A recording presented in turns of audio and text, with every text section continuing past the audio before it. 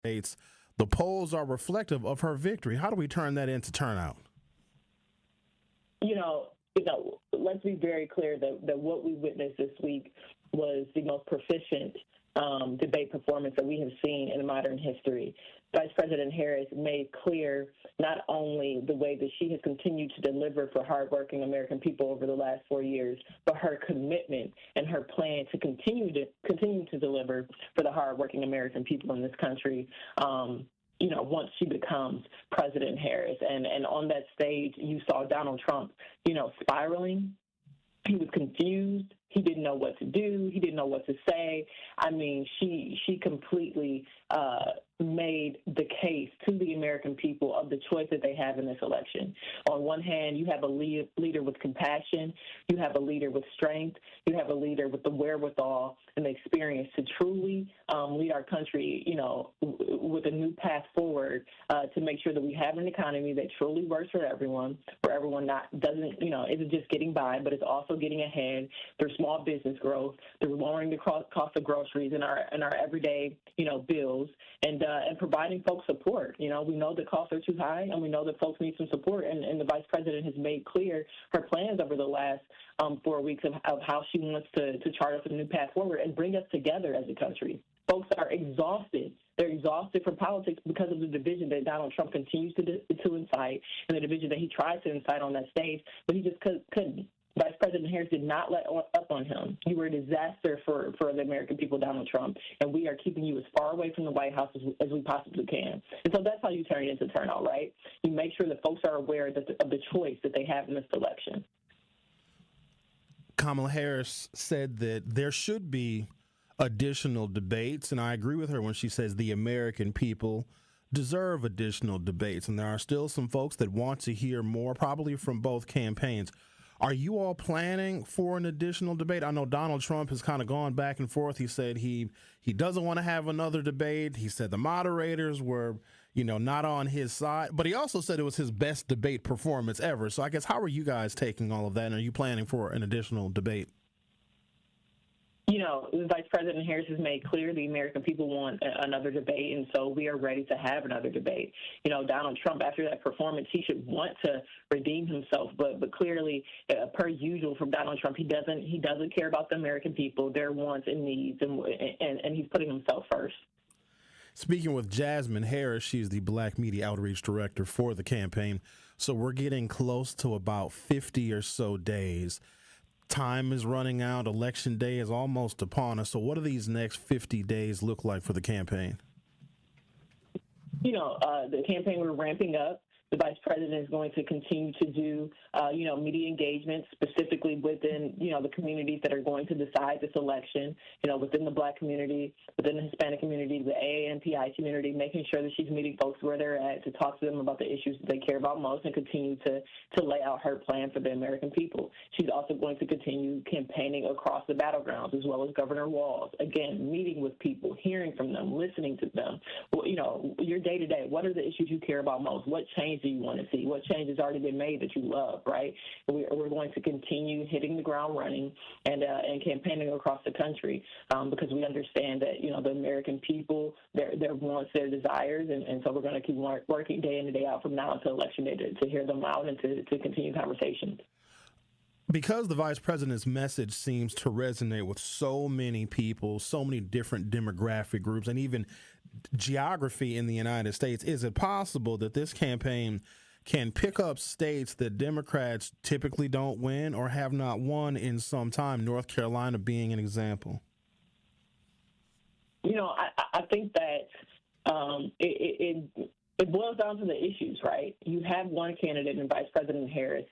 When you look at the economy and when you talk about Black America specifically, and you look at the economy, right now the racial wealth gap is closed by 60% under her leadership and President Biden's leadership. You have millions of new jobs created for Black workers. You have the racial wealth gap closed by 60%. You had millions of dollars in student loan debt forgiven, which we know disproportionately impacts Black Americans. You have healthcare costs low across the board, right? And right now, when you look at healthcare, you have more Black Americans with healthcare than any time ever before. You have Vice President Harris elevating the Black maternal health crisis to the White House because we know that right now Black women disproportionately are dying during childbirth compared to our white counterparts, and it's completely unacceptable. And then on the other side, you have Donald Trump, who during his time in the Oval Office, the Black unemployment rate was at an all-time high. The amount of Black Americans without health insurance was at an all-time high. He was dividing the nation with racist rhetoric. And right now he's literally campaigning across the country, running on overturning and bragging about overturning Roe v. Wade, which is directly making the delivery room less safe for Black women. And so when it comes down to the issues that the American people, no matter if you're in North Carolina or Michigan or Pennsylvania or Wisconsin, that they care about, she's delivering on the issues and Donald Trump is not. And so I think that's why, you're seeing the historic electricity that we're seeing across the country of people truly excited about this campaign. I'm a native Detroiter. When you look at the rally that took place in Michigan, they quite literally had to hold this campaign rally in an airport hangar where they hold planes because so many people were energized about seeing Vice President Harris and Governor Wallace and getting behind this campaign. And so I think everything is on the table because folks are exhausted. They are ready to turn the page on Donald Trump, and that's exactly what Vice President Harris did this week during that debate. Turn the page on Donald Trump to chart a new path forward because we're exhausted. No more Donald Trump. It's time to kick him out of the White House for good.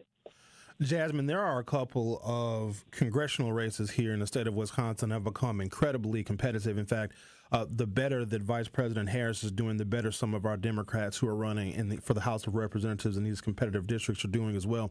We also have a very competitive U.S. Senate race. Can we just take a moment and talk about the importance of Kamala Harris going into the White House with a Democratic majority in the House of Representatives, which would make Hakeem Jeffries the first Black Speaker of the House, but also having an increased majority in the U.S. Senate that could really help her political agenda come to fruition?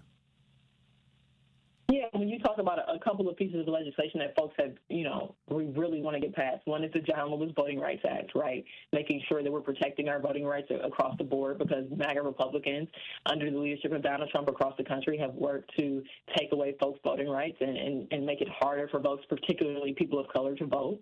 And two, you have the George Floyd Justice and Policing Act, right? Working to make our policing systems across the country more just and more equitable and strengthen those relationships between the community and the police that are going into these communities. And so key pieces of legislation like that, when it comes to our voting rights, when it comes to creating a more just system across the board, are things that we will be able to get done once we have both the House and the Senate. Jasmine Harris, she is the Black Media Outreach Director for the Harris Walls campaign. Always a pleasure to talk to you, Jasmine. I'm sure we'll be talking to you again very soon. Yes, thank you so much. All right, now Jasmine Harris starting off the show. You are listening to The Truth with Sherwin Hughes on 101.7 FM. I have some information I'd like to share with you because now it's not cats and dogs. Apparently it's geese. The Haitians have a vast appetite of all sorts of animals, domestic and wild, so we're going to dispel more of those myths and rumors and, of course, all the other issues of the day. We just love birds, don't we? Apparently we Chicken, do love geese, birds. Cats, dogs. And they can't fly away from the Haitians, apparently. The Truth with Sherwin Hughes will be right back. Truth Nation, join us live for the Truth Summit on Saturday, October 26th from 10 a.m. to 1 p.m. at the 3rd Street Market Hall. This exclusive in-person roundtable will examine the state of finances, education, and politics for Black Milwaukee. Dr. Ken Harris will be joined by expert guests for a lively debate and insights that you can't afford to miss. We've got it covered on the pulse of Black Milwaukee. Get your tickets to the Truth Summit by visiting 1017thetruth.com. The Empowerment Small Business Loan Program, we're talking about up to $5 million, which for small business owners, we need that. That's like payroll, that's resources. So can you just let us know what is the program and why is this lending program so important to Old National Bank? Years ago, our CEO, Jim Ryan, this program is his brainchild. He was working with Roland Shelton, who you know, Denise, out of Evansville, and they identified that African-American business owners, Hispanic business business owners, Native American business owners, as well as women business owners had a difficult time in obtaining financing from the traditional credit partners. And so we went out, created a program, launched it last year in 2023. And so far last year, we have helped over 100 successful minority and women-owned businesses with about $25 million in loans. We've already started this year with almost $8 million in approvals, again, geared toward minority business owners and women business owners that normally had difficulties in obtaining traditional credit finance. If you are an African American or Hispanic adult with type 2 diabetes, the University of Wisconsin needs your help to participate in Enrich, a diabetes research study which may involve working with a pharmacist and or a community health worker. Most discussions will be held over the phone. All participants will receive compensation. For more information, call Delicia now at 414-550-1016. That's 414-550-1016. And ask Delicia about Enrich. Life's better with American Family Insurance, because whether it's a family road trip in your dream car or hosting a family reunion in your dream home, we help you feel protected so you can enjoy those dreams with peace of mind.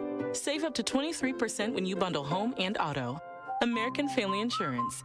Get a quote and find an agent at amfam.com. Products not available in every state. Visit amfam.com to learn how discounts may apply to you. American Family Mutual Insurance Company, SI, and its operating company, 6000 American Parkway, Madison, Wisconsin. Get your tickets now to the Milwaukee Gala that helps empower communities and change lives. Join us at the new rooftop ballroom of the Baird Center for Greater Milwaukee Urban League's Black and White Ball, celebrating legacy and impact. It's all happening on Saturday, November 2nd, with entertainment by Shantae Moore. This event will sell out. Get your ticket and sponsorship information now at tmul.org and click on the Black and White Ball link. That is tmul.org.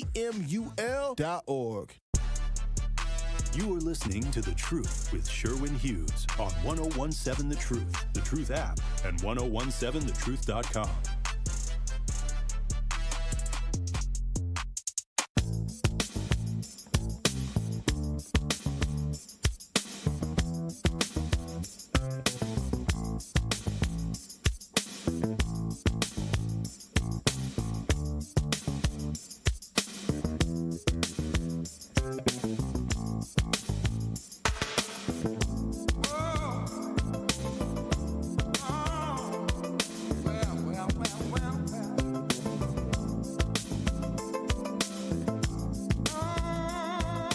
About 54 days to go, and we potentially could make history. There's some news that I want to share with you, but I can't share it yet. But just expect a very big election-related event in the city of Milwaukee that is designed to get even more voter engagement. It is going to be intentional in trying to get more and younger African Americans engaged in this campaign. That's all I can tell you right now.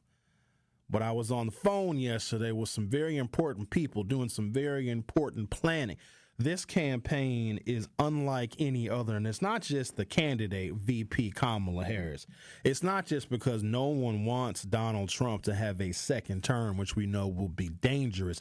The energy of this campaign, and we saw it at the Democratic National Convention, that energy, in my opinion, still has not been lost, and that energy needs to be translated into different groups and different core constituencies of the Democratic Party. That being said, I'm going to call this a cultural event that is going to take place in the city of Milwaukee. It's going to be free of charge.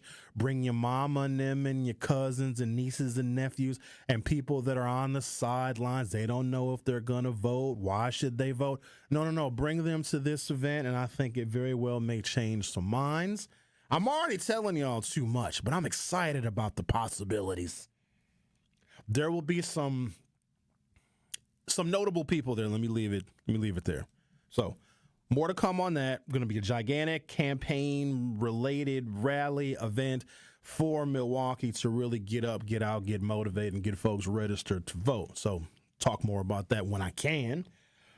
But I had a thought, because I have a whole bunch of stuff here on Taylor Swift's endorsement of Kamala Harris's campaign has created a notable spike in Google searches for people, looking for information about the candidates and wanting to register to vote. Like, it has been notable that Taylor Swift, with her, somebody told me the number, I think yesterday, 270 million social media followers, just Taylor Swift's mention, let alone endorsement. It was a long thing she typed out on Instagram showing her support for Kamala Harris, has broken Google.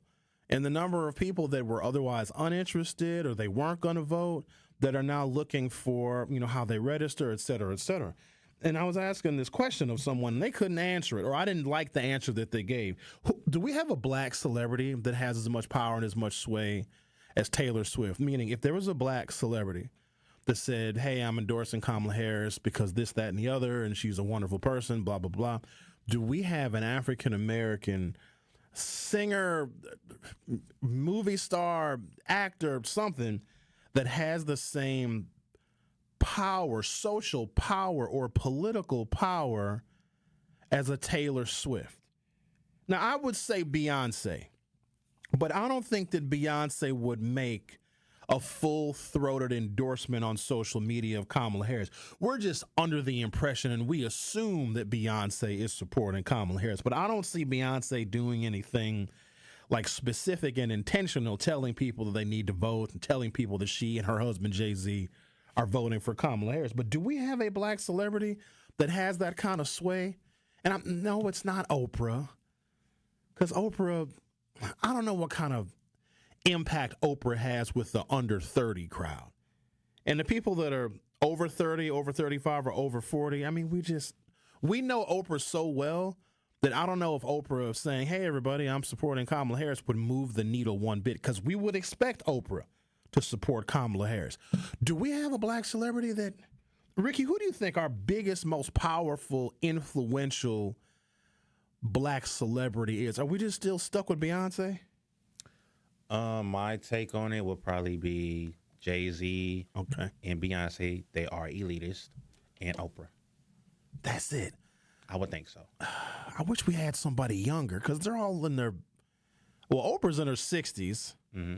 Jay-Z and Beyonce are certainly in their 40s. Taylor Swift is maybe early 30s.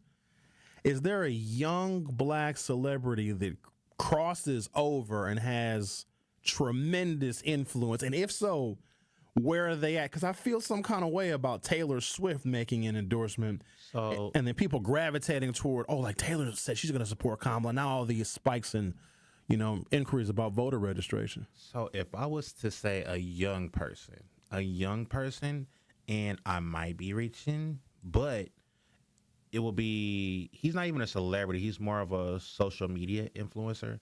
His name is Kai Cenat. I heard of him, but I'm not, because, I'm not on the TikToks, and I don't like Instagram. I call it the TikToks. I'm not on that mess, but I heard of him. Okay, fair enough. So he has, he does Twitch. Him and his friends they share a house, and he does Twitch. So he does gaming, and he does interviews. And he done had Drake. He done had 21 Savage. He's had Kevin Hart. He done had multiple celebrities in his home, in his bedroom, doing Twitch interviews. That's weird, but I guess that's what the younger generations are paying attention to. The whole Twitch thing. So when I first heard about Twitch, which I don't have, it is people live streaming them playing different video games. And you get paid for it, too. I'd imagine if you got a whole million followers, you get paid for that stuff. But that's why I never got into Twitch, because when I first was exposed to it, it was, it's a streaming site where you can watch people play video games. I'm not a gamer. Like, when I was playing video games in the 90s, playing outside was way more fun than playing video games, because they're not as immersive, or they weren't as immersive as they are nowadays. But all right. You know what I would say, though, as far as a black celebrity goes that could have that kind of influence? Dave Chappelle. Because Dave Chappelle is, I don't want to call him apolitical, because his comedy sometimes, his routines can delve into social issues and political issues. But if Dave Chappelle came out and said, I am supporting Kamala Harris, I'm encouraging you to do so as well. If Dave Chappelle did like a comedy, a tour, where a portion of the proceeds were going to the Harris Walls campaign, I think that could have as much gravity as a Taylor Swift endorsement, because I think Dave crosses over demographically. He definitely has some parts in white America. Yeah. Oh God, white folks love Dave. In fact, going back to, I can't even remember. Every time Dave Chappelle's in Milwaukee, I go see him. Last time he was here, I think it was October of 23. Yeah, he was just here last year at the Pfizer, right? Or no, or was it at the Pass Theater? No, he was at the Pfizer. He's way too big for the Paps. Okay. So the last show he was at before the pandemic was at the Paps Theater, which seats about 3,500. Like now, that would sell out. And he did several shows at the Paps. But that was the last show he did before the pandemic. But he's way bigger than that now. He sold out the Pfizer. But Dave's audiences, here's what's crazy. Because I've been going to see him for at least 10 years. Every time he's in Milwaukee, I saw him at he opened Summerfest. And Summerfest never does that. So that must have been 2021 or 2022. Summerfest has never had a comedian being the opening act the first night of Summerfest, and they got Dave Chappelle. I think it was the first year they did that 3-weekend thing because they needed a huge act to get as many people coming to Summerfest to try and promote that new format. Full disclosure, I know that we work very closely with Summerfest, and they're a sponsor of 1017 The Truth. I'm not a fan of the 3-weekend format. I need 11 days in a row of Summerfest, but my complaint has been officially registered. But Dave opened up Summerfest. It must have been the summer of 22. His audiences are mostly white, and I think it's also because his tickets are expensive. But at the Pfizer, that was probably the blackest I had seen a Dave Chappelle show. Kevin Hart shows, when he comes to Milwaukee, started black and have gotten whiter. Dave's shows were white and have gotten slightly blacker, but I think it also shows the appeal of both of those artists. Kevin Hart, too, would be another one. If he said he was coming out and endorsing Kamala Harris, I think that could have a major impact. And I understand why certain celebrities don't make political endorsements, because they don't want to alienate some of their fans, supporters, and people who buy their merchandise and go see them on tour. I totally understand that. But I think with African-American entertainers, it should be expected that they will politically support someone who has a better understanding of our culture, because comedy is the last beacon of free speech that we have in this country, quite honestly. There's things that comedians can say that normal people cannot say. There's stuff that comedians can say that I don't even think that I can say on the radio, and if I do, I got to be so careful, because if the wrong person interprets my attempt at humor the wrong way, I'm canceled and canceled forever. So I understand how how all of us have to be careful. But when it comes to humor, I think comedians have a lot more latitude when it comes to their free speech. And black comedians always talk about social issues, which in America are 98% political. If they talk about what they see in the neighborhood, how they grew up, what they saw growing up, every black comedian has a skit about the police or interacting with the police or what the police have done to them. It's just par for the course for African-American humorists. And because they have so much social commentary, because being an entertainer in America and being black, you have nothing but social commentary. It would make sense, and I don't know if it would shock anyone. I'm not sure that they would lose any ticket sales or any merchandise sales if they came out and supported Kamala Harris for president. Because I see this as one of these no-brainer moments. It is easy to support her. Not even because she's a woman, not even because she's black, but look at what the alternative is. This man is saying that people are eating geese and cats and dogs. They're just making this stuff up. Now, J.D. Vance, the vice presidential nominee for the Republicans, he started to walk it back a little bit because he had promoted something on X talking about the Haitians eating the cats and the dogs. And then he said, I think in the last 24 hours, well, maybe it's not true, but maybe it is true. So he kind of walked it back, but then he kind of left it out there for interpretation. All right, I'm going to take a break, come back. I want to share with you guys some poll numbers that look very promising for the vice president, which is good because she certainly doesn't want to peak too early. So if this wave of increased poll numbers can ride out for the next 53, 54 days, she very well could be in good shape. You're listening to The Truth with Sherwin Hughes on 101.7 FM. I'll be right back. Don't touch that dial. The Truth with Sherwin Hughes will be right back on 101.7 The Truth app, and 1017thetruth.com. Black and Brown Runaround 5K is a diverse group dedicated to empowering others and overcoming obstacles. Their mission to bring unity to the Milwaukee's Black and Brown communities and support those in need. They partner with Lead to Change, a nonprofit that's changing lives by equipping young people with the tools they need to succeed in college, their careers, and the community, ensuring security and stability for all. Together, we can build a stronger, more united community. Black and Brown Runaround empowers everyone to be able to run the town. It's 101.7 The Truth's Dr. Ken Harris for Pella Windows and Doors of Wisconsin. They're the window and door equivalent of hitting for the cycle. Pella manufactures all of their own products, and each one of those products gets tested thousands of times to ensure it stands the test of time. Quality craftsmanship and innovative design are built into every Pella product for timeless beauty and performance. Order by September 30th and get as low as $18 per window and $81 per patio door per month. Visit PellaWI.com today. It's time for Truth Takes, a thought-provoking commentary on the new 101.7 The Truth. Here is Telly Hughes with his truth. I want to stress the importance of a positive mindset. Everything begins as a thought before it ever becomes an action. So it's extremely important to purposely place yourself in positive spaces to help shape and nurture those thoughts. I know you're probably thinking, okay, Telly, let's be realistic.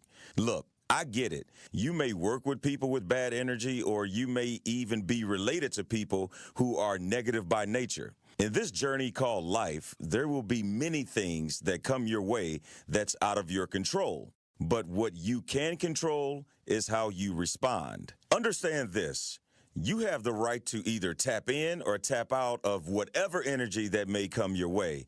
And that's how you can control and protect your positive spaces. The mind is where it all starts, and if your thoughts are centered around positivity, you'll see how things begin to transform. You'll see a noticeable difference between things happening for you versus things always happening to you. You begin to grow through situations as opposed to just going through tough situations. Make it a priority to surround yourself with positive people and create those positive spaces and begin to experience the fruits of what a positive mindset can produce. Trust me, it takes work to creating these spaces, and you have to be intentional about it. And I'm committed to putting in the work because I'm living proof that it's well worth the peace a positive mindset brings. This has been Truth Takes on the new 101.7 The Truth. Listen to Truth Be Told with DT and Telly weekdays from 7 a.m. to 9 a.m. You are listening to The Truth with Sherwin Hughes on 101.7 The Truth app, and 1017thetruth.com.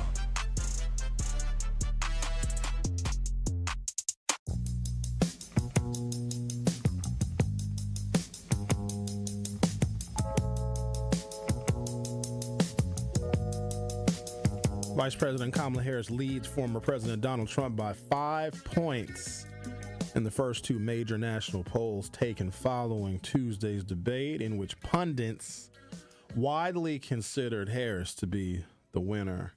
Harris is up 50-45 over Trump in a morning consult survey conducted Wednesday of 3,317 likely voters, her widest lead yet in the group's presidential election surveys, and a slight improvement from her 4-point lead in a survey taken on the day of the debate, and from her 3-point lead in the pre-debate surveys. Because I have the ability to see both sides of a political campaign, I may fundamentally and thoroughly completely disagree with the Republican Party's platform and their outlook on America and their plan for America. And I say that because they don't ever have a plan for middle-class folk and for poor folk. They don't. They're always going to say, oh, we want to help you, you're struggling, and we want to make prices go down. But immediately once they get elected and they put together their agenda or their 100-day plan, it's always cutting taxes for the wealthy. It's always threatening to cut Social Security or Medicare or Medicaid or entitlements. They always default to that. So they're not credible when it comes to helping the vast majority of people in this country who are workers. They're also not credible when it comes to organized labor. They want to represent business owners, corporation owners, and management, and rarely want to assist those who labor in this country. So they're not credible. But if I were a strategist helping the Republicans, because if Donald Trump changed course so slightly, he would make this a more competitive race. And here's what's crazy. There are people that know what he needs to say and how he needs to say it. And either those people are not a part of his campaign or he is simply refusing to say what he needs to say. Americans know, for the most part, who these parties are. But they still want to hear certain things. Even if you know the Republicans are not going to do it, people still want to hear certain things. If Donald Trump said, seriously, if he did a press conference, and if he did one, everybody would watch it. Everybody would want to know what he had to say. If it wasn't titled, he just said, at noon, Donald Trump is doing a press conference. Everybody's going to tune in because he might talk about what migrant group is eating what farm animal now. So everybody's going to tune in.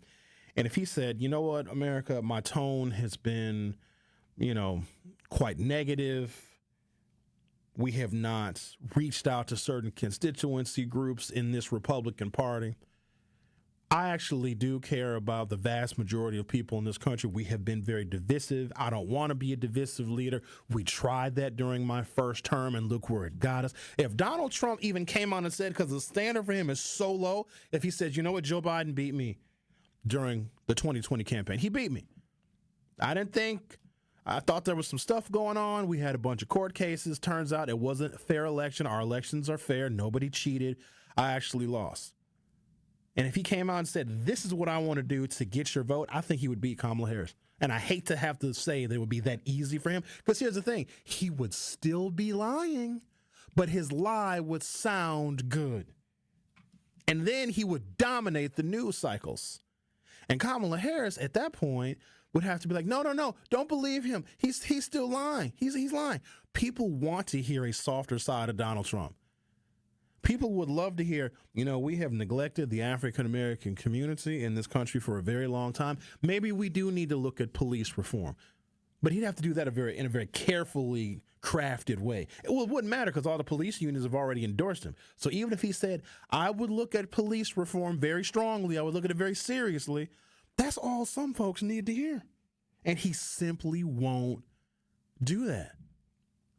It would not be hard for him because the standard for him is so incredibly low.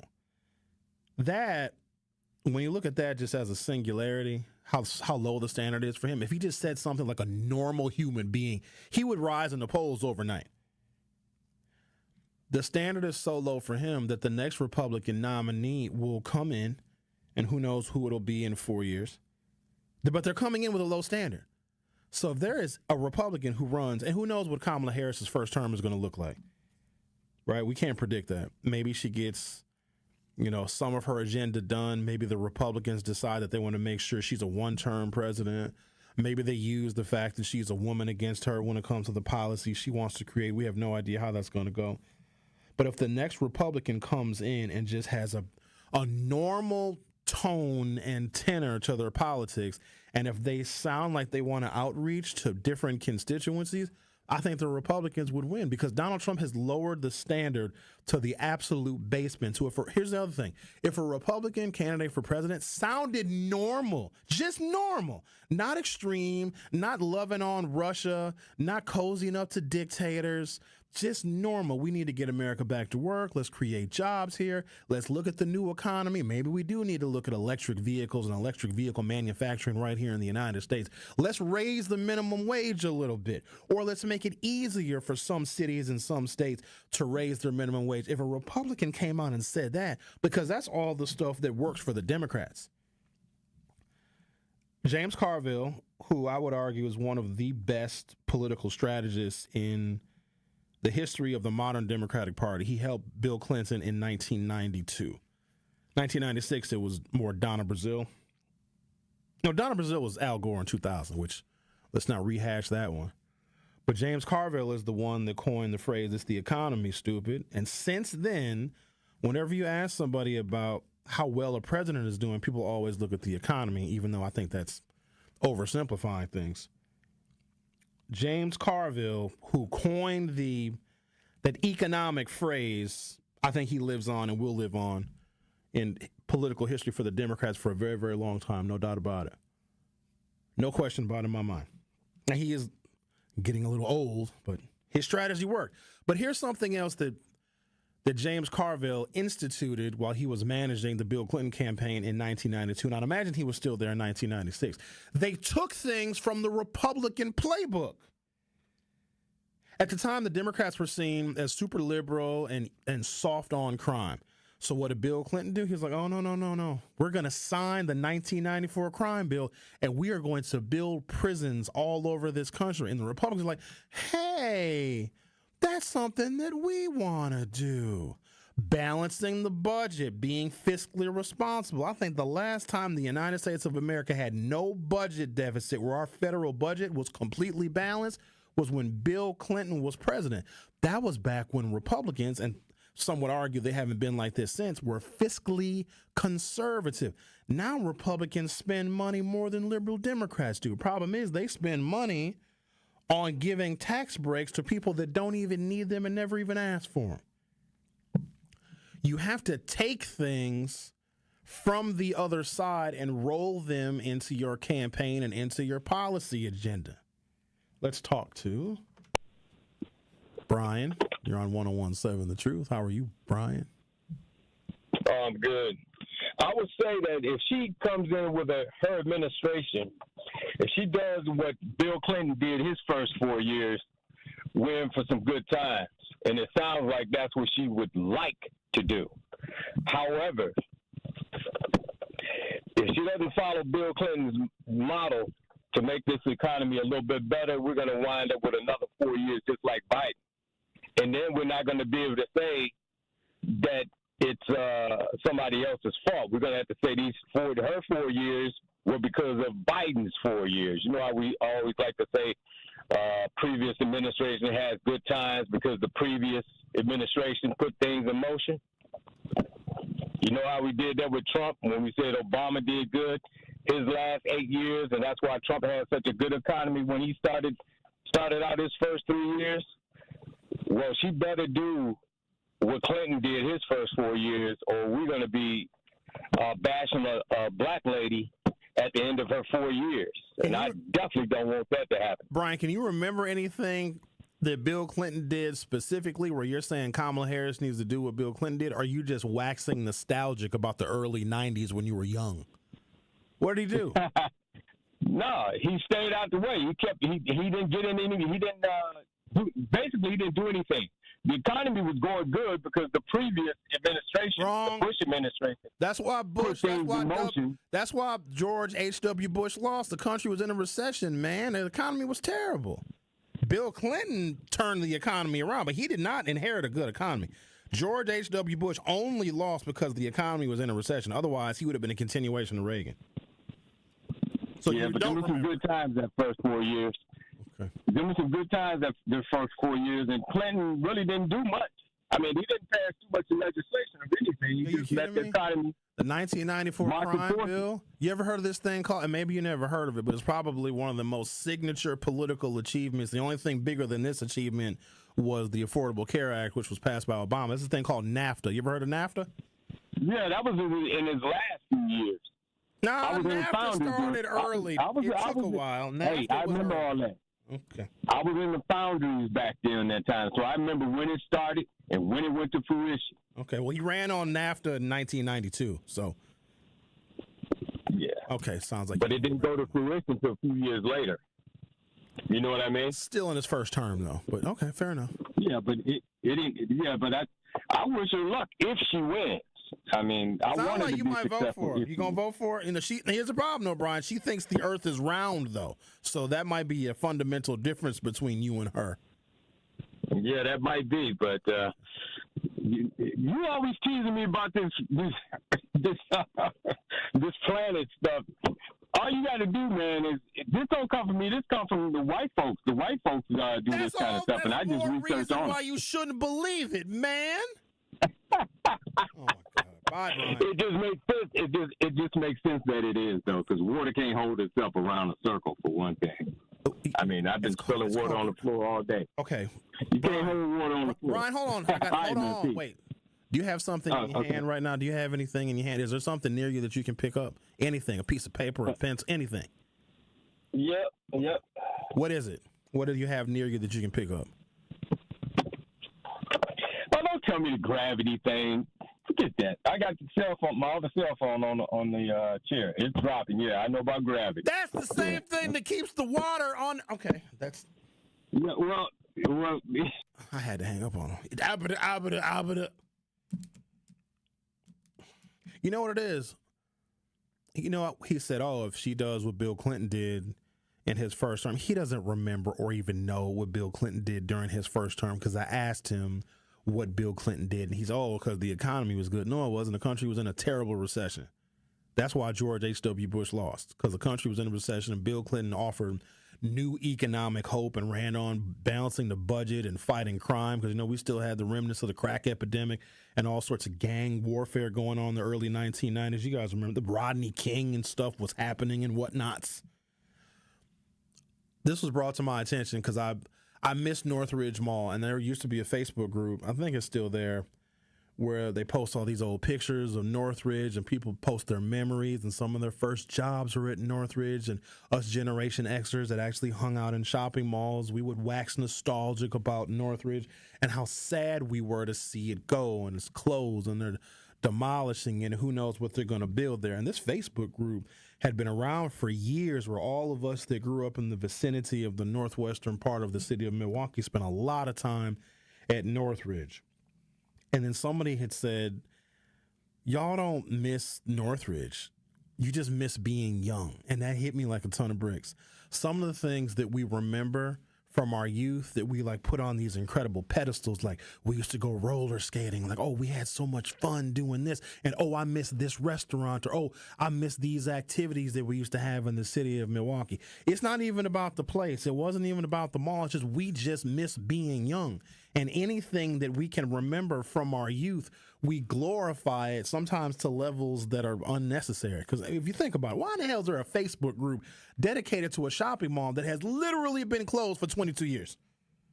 22 years. That's almost a whole generation where Northridge has been closed, but people still I remember the food court at Northridge. No, you just are waxing nostalgic about being young, because once you get old, your youth seems like it was almost magical. It wasn't. You were just young and could get away with being irresponsible.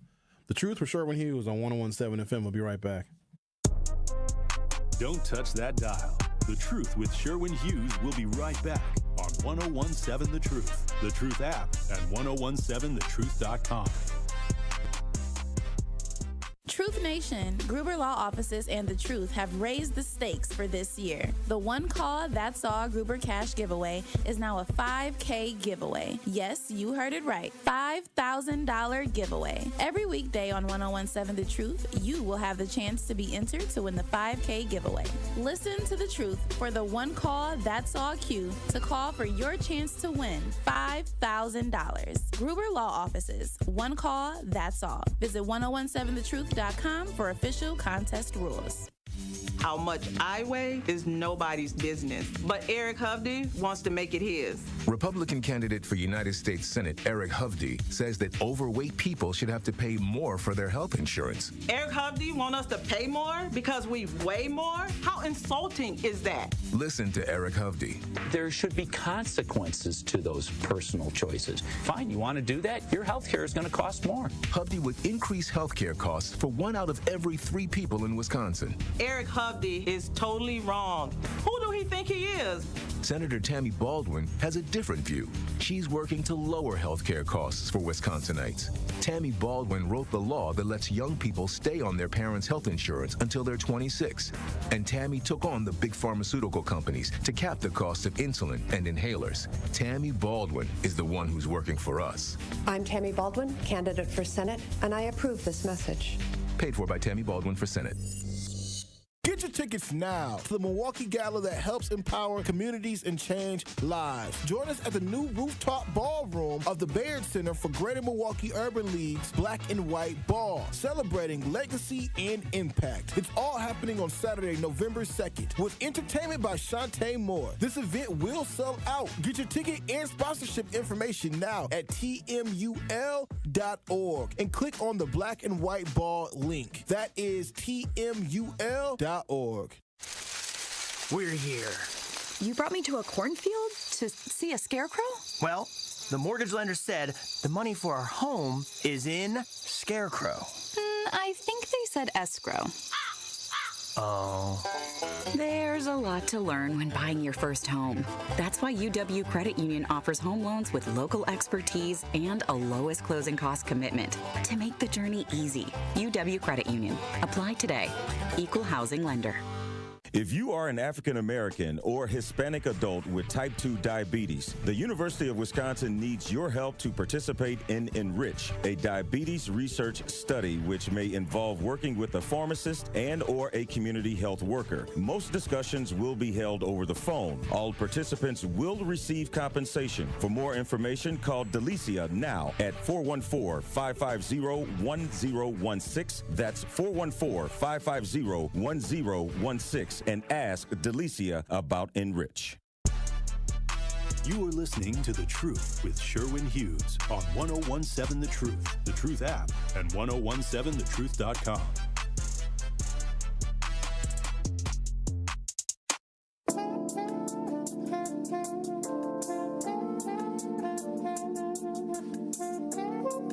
So, Sherwin, I got a fun fact. This is on the air. Oh, what's your fun fact? I did not know Jamiroquai was a group, and I didn't know that they were black. They were white, and they're British. I've been listening to Jamiroquai for 30 years, dude. In fact, and I'm a music head, and I love their music, but I never knew that they were a white British band. Yeah. I thought it was just one person. It's like a group of like 6-7 people. Yeah, they are true musicians. Oh, they probably have a dozen or so albums out. So I heard about Jamiroquai when I was in college. I remember I was going to UW Oshkosh, and I got a magazine called High Times. I don't even know if they still make High Times. Oh, I remember that magazine. And High Times was talking about this new British band. If they're gonna advertise a music band in High Times, like, oh, I'm gonna check them out.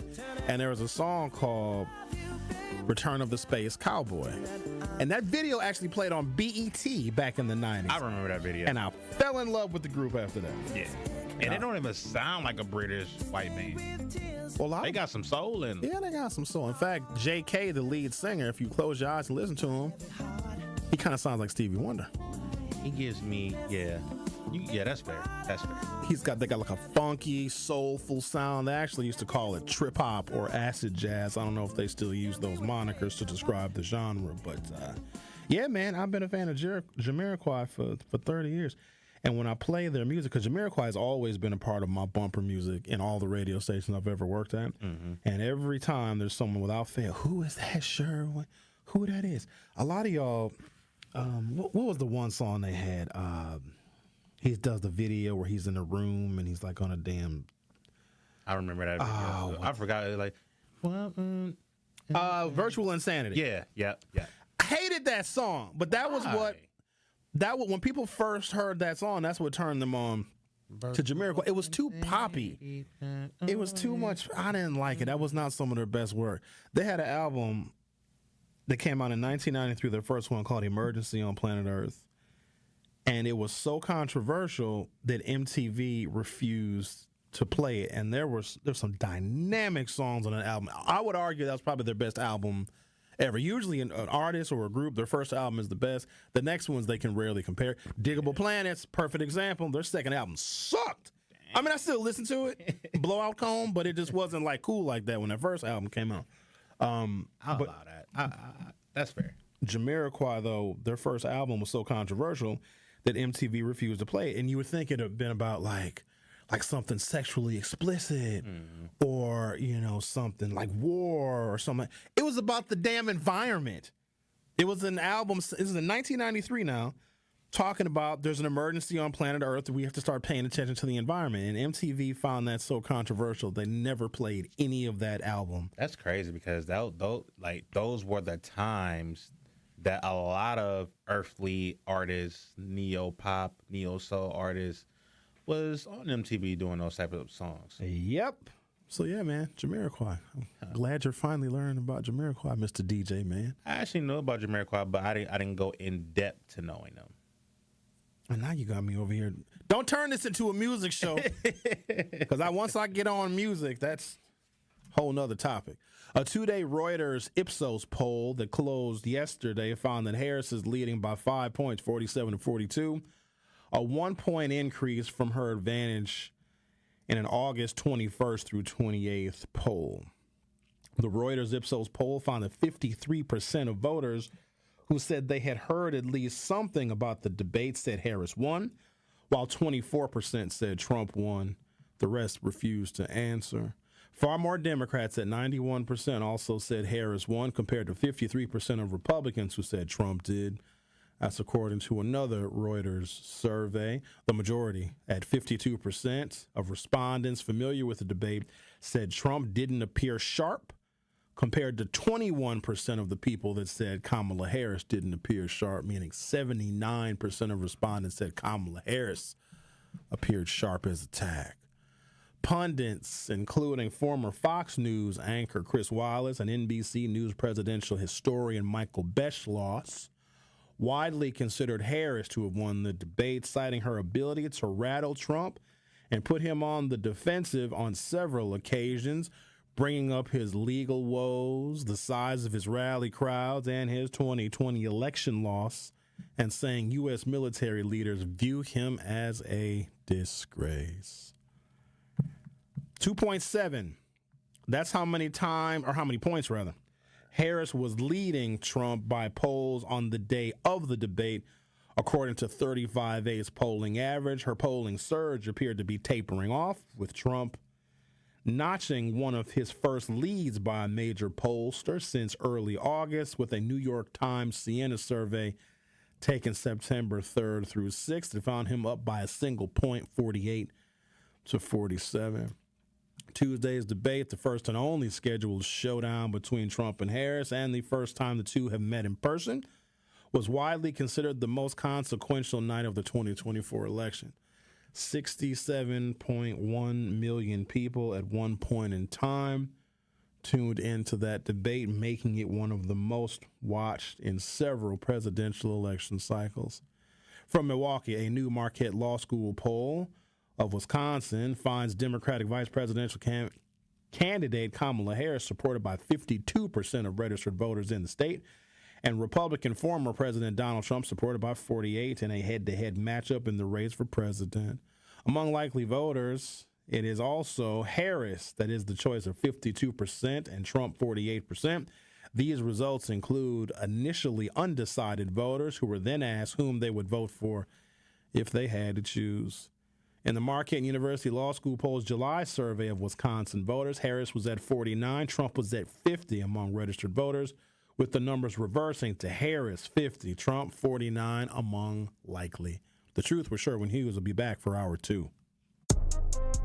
Don't touch that dial. The Truth with Sherwin Hughes will be right back on 1017 The Truth, The Truth app, and 1017thetruth.com.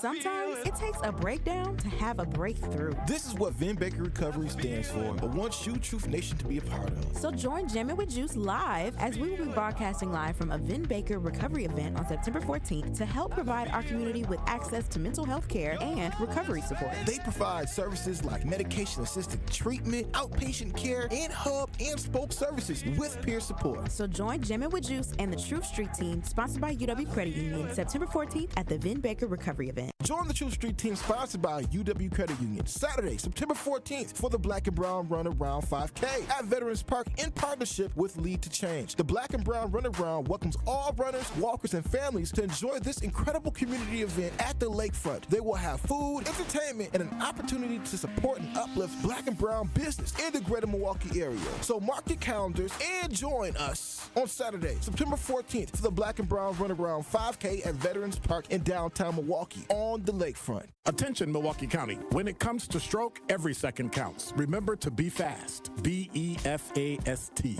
B, balance. Are you having trouble with coordination or balance? E, eyes. Sudden blurred or double vision. Have you lost sight in one eye or both? F, face drooping.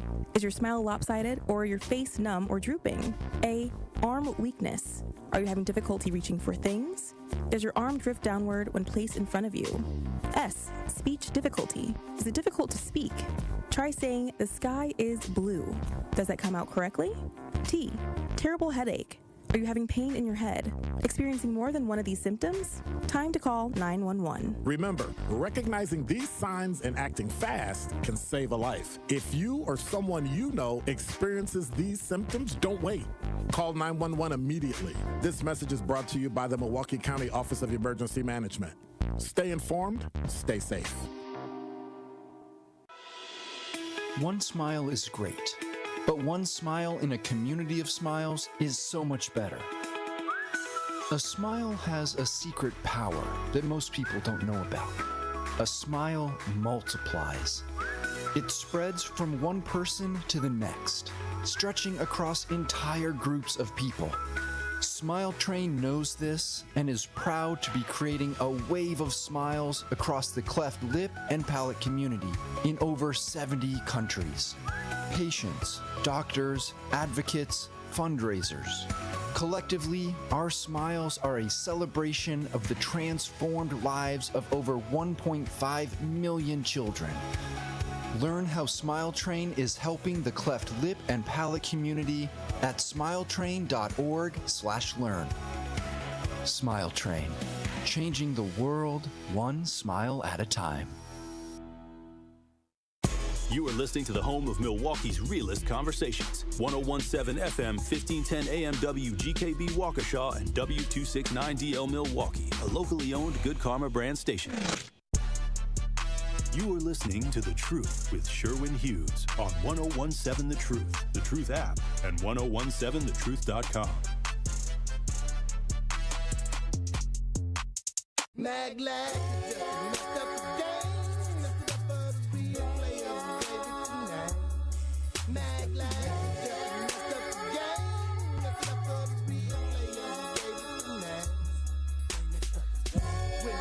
Welcome to hour 2 of The Truth with Sherwin Hughes. So these folks in the YouTube chat, they over here going on and on about the Grand Avenue Mall and about the Northridge and different restaurants. All you got to do is once you get old folks, when I say old folks, I mean the Generation X, because y'all the new generation of old folks. Once you get them talking about a nostalgic topic, that's just what they're going to be on. I could engage with you guys all day about the things from our youth that used to exist in the city of Milwaukee. But, you know, it's unfortunate, and I think about this often, and a lot of my colleagues here at 1017 The Truth are considerably younger than I, and they don't have a clue of how youth-friendly the city of Milwaukee used to be. All parts of the city of Milwaukee, the south side, north side, anywhere and everywhere. Think about where we could go roller skating. We had Aladdin's Castle on the south side. You had an arcade in Brown Deer called Games People Play. You had did you have an arcade at, there was one at Northridge. You go play video games. We had Johnson's Park. Remember with that big ass dinosaur, and they had the mini golf and the go-karts, and you had Bonanza on 91st and Fond du Lac. You could go and ride the bumper boats. You had a Midway at Summerfest. Summerfest had rides. This town was youth-friendly. Please don't get me started on the teen dance clubs. They were all over the place. You had, good God almighty, Tijuana Yacht Club, Bailey's, Amon's had a teen night. Club Maryland, there's so many. SOs, so many. If you were under 18, the attic, how could you forget about the attic? West Sherwin Hughes, that was my spot. If you were under 21, between, 1985 and 1995, you had as many options to go out as your parents did, as grown folks did. This was a youth-friendly town. We had things to do. You can't have that stuff now. Whenever we wax nostalgic about the things that we had in our youth, every now and again someone will bring it up. Oh, Sherwin, we need to have that again for the kids. We need to have a teen dance club. We need to bring some of that stuff back.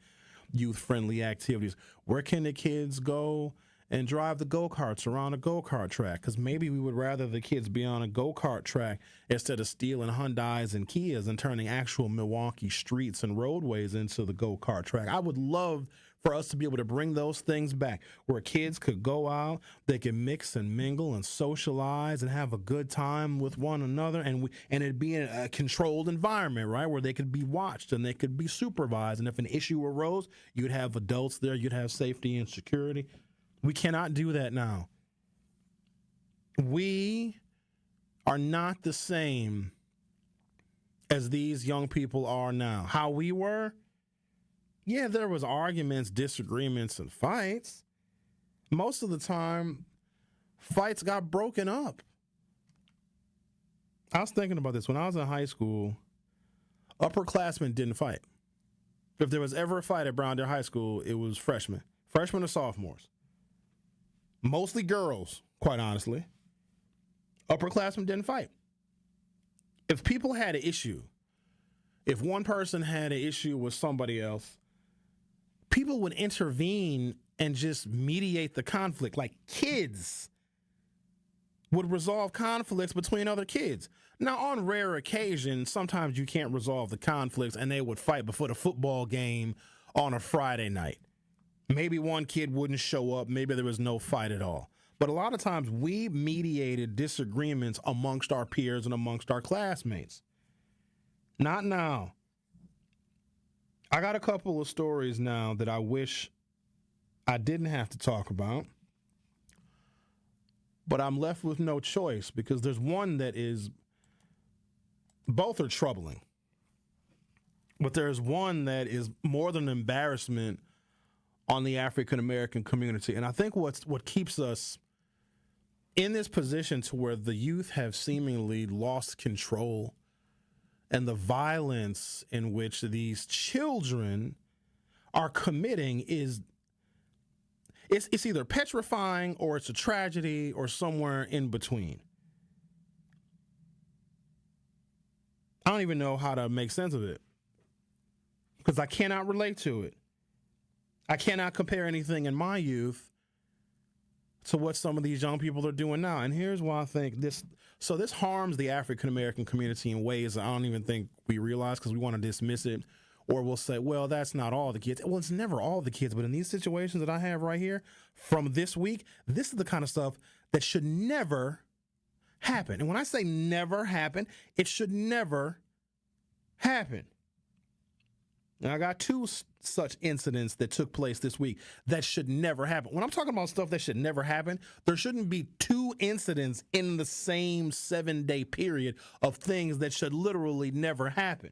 But here's what happens, though. Here's why we don't resolve this issue. Because if we don't have control over the kids, we will not have any kind of control or direction in a larger society.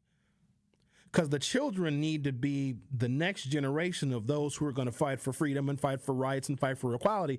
But if we have zero control over them, we're going to lose a generation of people who are able to fight for the struggle. We always make up an excuse.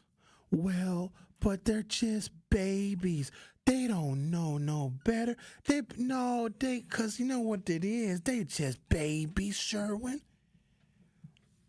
These babies attacked and damn near killed 3 men right outside of Bradley Tech High School. There was a vehicle, it was a man's vehicle, and these kids were either hovered around his vehicle or they were messing with his vehicle. I'm going to give you the exact story from Fox 6 in just a second. But he told the kids, these are teenage boys now, told him to get away from his car, as any of you would do as well, especially if I'm trying to get in my car and go somewhere. There's a bunch of kids messing around with my car. I'm going to tell them, hey, now, get from around here now, kids. They started beating this man to within an inch of his life. They mobbed on him, and then another man came and tried to break the fight up. They mobbed him. A third man came and tried to rescue his two friends, and they beat him up too. This is why, if I see young people engaged in an altercation, it could be with one another, maybe it could be with another adult, it could be anything. I don't break it up. I don't do that. And I've taken heat for that, and I've admitted that a number of times on this radio station and on others. If I see young people involved in something they shouldn't be involved in, I do not pull over, get out my car, be like, hey, young people, you guys need to quit it. You can't do that because these kids will kill you.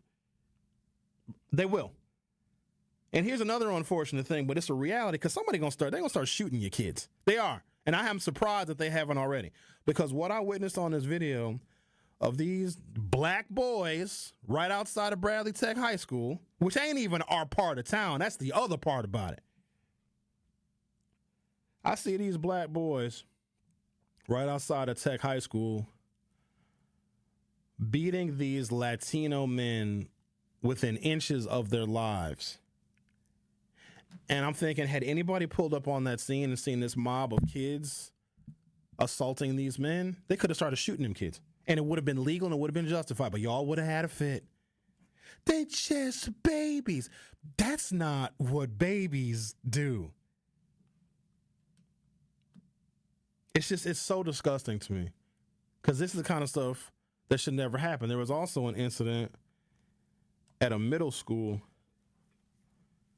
Police confirmed multiple fights happened.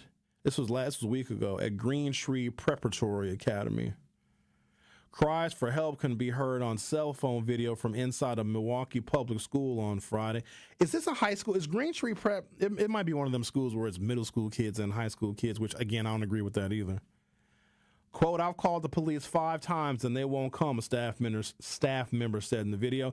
Chaos unfolded at Green Tree Prep Academy on Friday afternoon on Milwaukee's northwest side. Milwaukee police confirmed that they showed up to the school after several fights broke out and students were arrested. An MPS employee who wants to remain anonymous reached out to reporter Jenna Ray to investigate what happened. They said, this is an environment I've been working in for the past month, former Green Tree Secretary Amaya Hambright said on a cell phone video taken last Friday.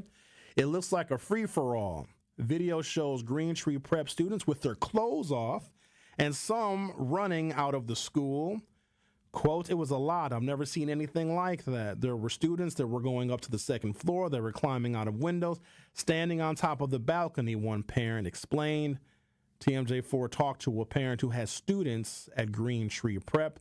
They didn't want to go on camera. Is that how babies act? Running around with their clothes off? Jumping out of windows? The parent said that she showed up to the school on Friday after she was called and told kids were fighting. Quote, I didn't expect to walk into the school, and there were actually multiple fights taking place, the parent said. Hambright said she also witnessed what happened last Friday. She said it was so troubling, she walked off the job and quit. Quote, a middle schooler was jumped and mauled by at least 7 kids. He was in the corner like this on his back with his shirt over his head getting jumped on, Hambright said. You saw that, Jenna Ray asked. Yes, ma'am, with my own eyes, she responded. About 10 fights broke out. It's been going on for about 5 or 6 minutes now, just continuous fights. It started to get so chaotic that the teachers and safety lost control of the situation. Again, I'm going to ask you all, is that what babies do? But they just babies, Sherwin. What do you do with these kids? What do you do with them? Seriously, what kind of adults are they going to be?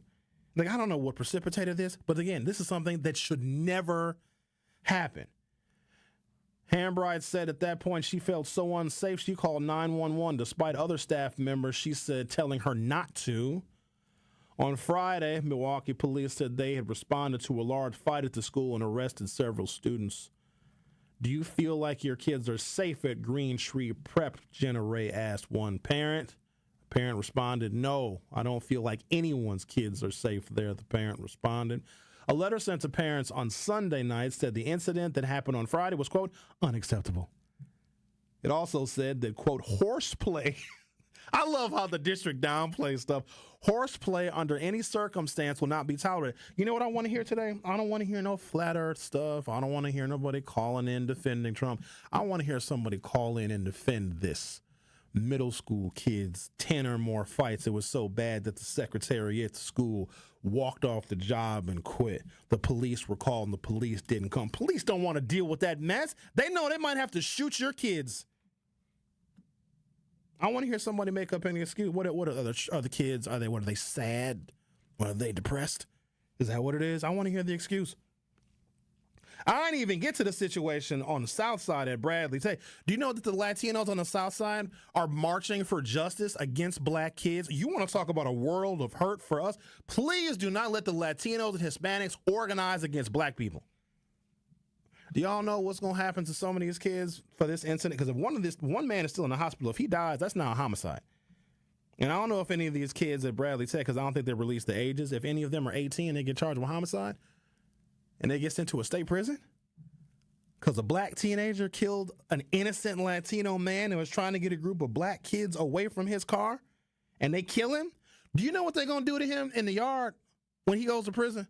You know what the Latinos and Hispanics are going to do to this black boy if he goes to state prison? He has no idea what is awaiting for him once the prison gangs make themselves known when he gets sent to Waupun or what's the other one? Boscobel. It's a whole bunch of them to choose from. Unbelievable. But they just baby Sherwin. Don't be so hard on the baby. This is why I'm just going to leave y'all babies alone, because if I see some of y'all babies around my car and I tell them to get away from my car and they start fighting me, I hope y'all got to go fund me. Because what I'm going to do? What I'm going to just... While they're beating me to death, they're just babies. I'm getting kicked in the head, in the face. My nose is broken some rib, but they're just babies. And they're over here killing me. Y'all got me messed up. This is insanity.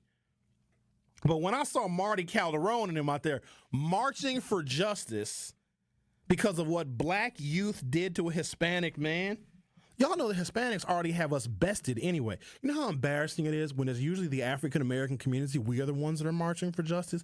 We are the ones that are marching because, our rights are being trampled over. You got communities marching against black kids. This is not going to bode well for us. All right, I'm going to take a break, come back and take a couple of telephone calls because I want to hear some excuses of people defending this behavior. Or I'd love to hear from an educator and what it's like to work in these schools. For a while, I was against the cops being stationed in MPS schools. No, put them in there. Put a whole substation in the school if you have to. Do it. Because this is just... Because here's who I worry about. I worry about the kids that go to school to learn, the kids whose parents work with them and prepare them, the kids whose parents want their children to be academically successful, because nobody talks about those kids that might be scared to go to school because of their heathen classmates. See, y'all don't talk about them. We're always giving so much sympathy to the kids that's over here causing the trouble and doing all the fighting. Now, I agree, those kids do need some special attention, but what about the children that do not participate in this stuff, that are going to school scared? And then what's going to happen is you're going to have one of these kids is going to bring a gun to school. Not because they want to do a mass shooting, because they want to be able to protect themselves from these monsters that are fighting 10 different fights going on and one kid's running around with their clothes off. When I was in school, let a teacher just call my mama because I was talking in class. Bet you I didn't say nothing in class for the next 18 months. Now you got some of these parents. The teacher will call the parent and let them know, hey, your child is being disruptive. The parent wants to cuss out the teacher. If you don't want your children, why did you have them? I'm serious.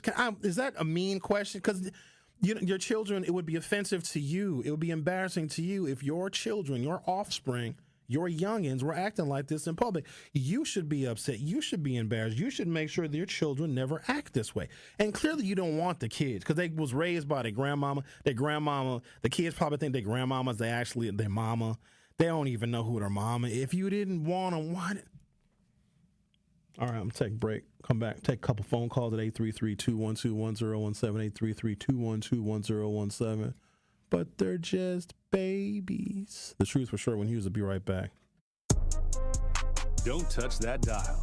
The Truth with Sherwin Hughes will be right back on 1017 The Truth, The Truth app, and 1017thetruth.com. What's good, y'all? This is 1017 The Truth's Telly Hughes, and I am Milwaukee. The goal of Truth Be Told with DT and Telly is to provide a platform for citizens of Milwaukee and Truth Nation to have their voices heard about concerns that have daily, direct impact. So join the home of Milwaukee's realest conversations where you can speak your truth. We are the award-winning 1017 The Truth, Milwaukee Black Talk. How much I weigh is nobody's business, but Eric Hovde wants to make it his. Republican candidate for United States Senate Eric Hovde says that overweight people should have to pay more for their health insurance. Eric Hovde want us to pay more because we weigh more? How insulting is that? Listen to Eric Hovde. There should be consequences to those personal choices. Fine, you want to do that? Your health care is going to cost more. Hovde would increase health care costs for 1 out of every 3 people in Wisconsin. Eric Hovde is totally wrong. Who do he think he is? Senator Tammy Baldwin has a different view. She's working to lower health care costs for Wisconsinites. Tammy Baldwin wrote the law that lets young people stay on their parents' health insurance until they're 26. And Tammy took on the big pharmaceutical companies to cap the cost of insulin and inhalers. Tammy Baldwin is the one who's working for us. I'm Tammy Baldwin, candidate for Senate, and I approve this message. Paid for by Tammy Baldwin for Senate.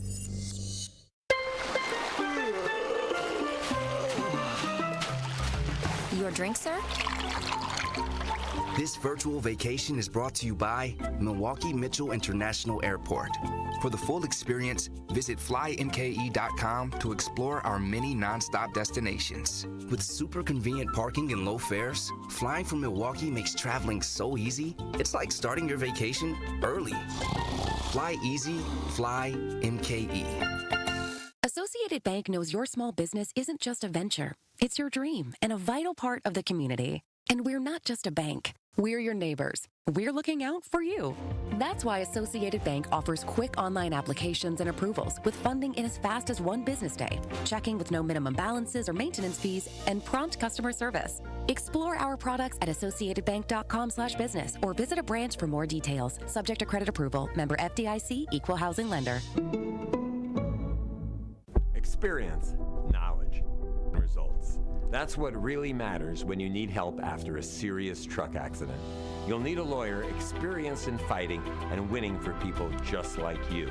Gruber Law Offices has the resources, strong track record of success, and a team of experienced lawyers to take care of your needs.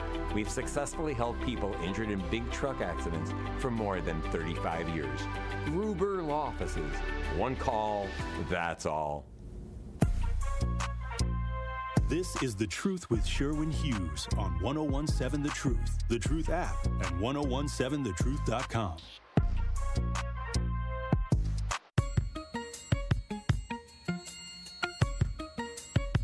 A massive brawl in Walker's Point lands one elderly man in the hospital and several teens in jail. Video of the assault is sparking outrage in the community as it makes its rounds on social media, with several viewers sending video to Fox 6. It happened at 4 p.m. on Wednesday, September 11th, after Bradley Tech students were let out of school.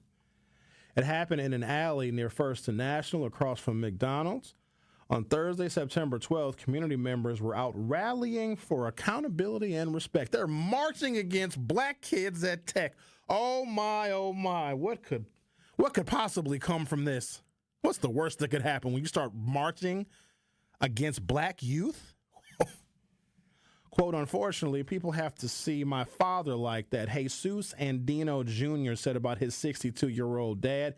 One of the men assaulted. They were messing with his car. He asked them to move, The crowd formed around him and things escalated from there. Y'all need to understand, this is a 62-year-old man these kids beat up. No respect for seniors, no respect for the fact that this is an elderly man. If I was a teenager and if I was standing around a 62-year-old's car and he told me to go home and to scat, that's exactly what I would have did. And I would have grabbed my friends. Hey, y'all, let's get from around this man's car. Sorry, sir. Sorry. Along with Andino, a 53-year-old man and 63-year-old Freddie Vega were also assaulted. Vega was taken to the hospital with serious injuries. Quote, it's a lack of care, a lack of accountability, holding these people accountable. If it was your situation, your father, your parent, whatever the case may be, what would you do? Asked Felipe Martinez, Vega's son. I need y'all to think about this for a second now. Think about somewhere on the north side, 35th and Clark. I don't know, 42nd and Carmen. There's an older black man, see a bunch of Latino kids around his car. He got to go somewhere. He got to go to the store. Older black man, now mind his own business, maybe a pillar of our community. Bunch of Latino kids jump him, jump another 63-year-old man, and jump another 53-year-old black man. You know how mad we would be at the Latino community? We would want them all deported. We might even go start terrorizing them. Let's talk to Millicent. You're on 101.7 The Truth. How are you? I am well, Sherwin, and I'm so glad you're talking about this. Yesterday, I used the word eradicate, and people jumped all on me. But this is what I'm saying. What's going on now, it's no changing it. These kids aren't even scared of dying.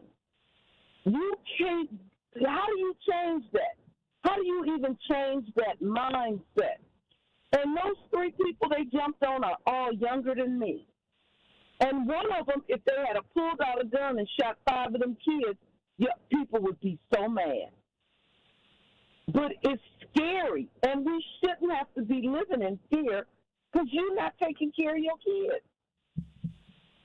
This is just ridiculous, and I don't even know how people can say, "Oh, you can't get rid of kids. What we gonna do with them?" And then y'all want the jail down here? Why? When the kids were in your custody, you wasn't taking care of them. How you gonna do something for them when they're in jail? I just don't get it, and it's scary. And I hope Hispanics don't start putting poison in our food when we're going to get their tacos. Oh, Millicent, I didn't even think about that in one of my favorite restaurants, is Salito Linda, which is right around the corner from where this happened. Oh, you damn blacks! Damn you blacks! That's what I'm saying. Y'all messing up everything. Everything. You know Hispanics are mad. You know they are. Then you got people talking about they illegal. I dare you to go buy some tacos this weekend. Don't say that. I'm telling you, wouldn't you do it? No. Yes, you would. Oh, no, okay. You trying to say black folks need to stay away from the taco trucks. And then y'all on the south side, what y'all over there fighting somebody for? And the man owned the building his truck was parked in front of. That was his building. All right, Millicent, but I got to go because I got to take some other calls. But okay, bye-bye. All right, she said, don't eat the Mexican food no more. Damn it. Me personally, I like botanas. Well, guess what? You better not go there. I'm good on the south. You know me. I'm good on the south side. They're going to be like, Jaime going to come on. Ricky, I'm sorry. Listen, there's something that when every time we see the blacks coming here, we got the poison of the food. I'm sorry. You guys beat up several of our community members. We have to beat you. I'm sorry. We got the poison of the food. We got to take your pass back. Or they'll tell you to come around. Okay, Ricky, we know you. You're good. Here, come around the back. You get some food that's not poison. But those other negros that you brought with you, no, they're not going to make it through the night. Let's talk to Danny. You're on 101.7 The Truth. How are you? Yeah, I'm doing all right, Sherwin. This segment of the show reminds me of a conversation I had with Tori last summer, as a matter of fact. A story about, I think it was Ohio. This man came out and found that a teenager was breaking into his car. I think he shot him, something like that. And I was telling Tori, nowadays, like especially when, in this case, this dude was dark, like he couldn't see Nobody's about to, defend their property unarmed, because you never know. Even if they are kids, they could be armed. It's gotten to the point in Milwaukee where, like Milton said, these kids don't care. We got all these youth programs and doing this and that, trying to rally the community for the sake of our kids, but what is it doing? It hasn't done anything in years. It's getting worse, as a matter of fact. And you're right, people are getting tired of their property being disrespected, their parents getting disrespected, the elderly getting disrespected, and the parents of the kids that are doing it aren't doing anything about it. They'd rather lay up with some dude to have safe and not go to work and do this and that, rather than raise the kids that they made. Like, it's getting to the point where soon you will start hearing about more shootings with teens involved, because people are tired of having to defend their property more so than the police are doing. And the police don't want to do it because the last thing you want to have to do is pull a gun on a teen and pull the trigger. That's the last thing anybody wants to do. And it's sad to think about that. But it's even sadder to think about the fact that these kids, they don't have any base. There's no foundation at home. Like, they're not getting taught this stuff, the most basic humanity kind of stuff. They're not getting taught it at home. It's going to get to the point where these incidents are going to get deadly, and not for the victims, but for the perpetrators. And I don't want to see that happen, Sherwin, but it's looking like it's headed that way, man. Unfortunately. And nobody can deny it. Nobody can deny it. They know it's going to happen. And I'm just waiting to hear it on the news, man. There's going to be a string of these incidents. Watch, real soon, a string of them. A 19-year-old kid shot for assaulting 50-year-old man. 17-year-old boy shot to death for breaking into somebody's car and pulling a gun. 16-year-old boy shot to death up to Mississippi. I don't want to see it on the news, but it's coming. That's all I got to say. Thank you, Danny. I appreciate your call. Yeah, it's unfortunate because they are judging our entire community by the actions of these children. Well, you know what Trump is saying? Trump is saying the Democrats are having the abortions after the kids are born. So maybe, can you abort a 17-year-old? Is it still an abortion? No? Well, so when is the cutoff? Because according to Trump, the baby is born and then they have the abortion. I'm going to take a break. Oh, we have Al. We're going to talk to Al and also Lisa on the other side. So Al and Lisa, you guys hang tight. I'm going to take a break. I'm going to come right back to you. You are listening to The Truth with Sherwin Hughes on 101.7 FM. I'm talking about a couple of incidents, one in a preparatory school on the northwest side where there were at least 10 fights going on. It got so bad that one of the school staff members just walked out and quit.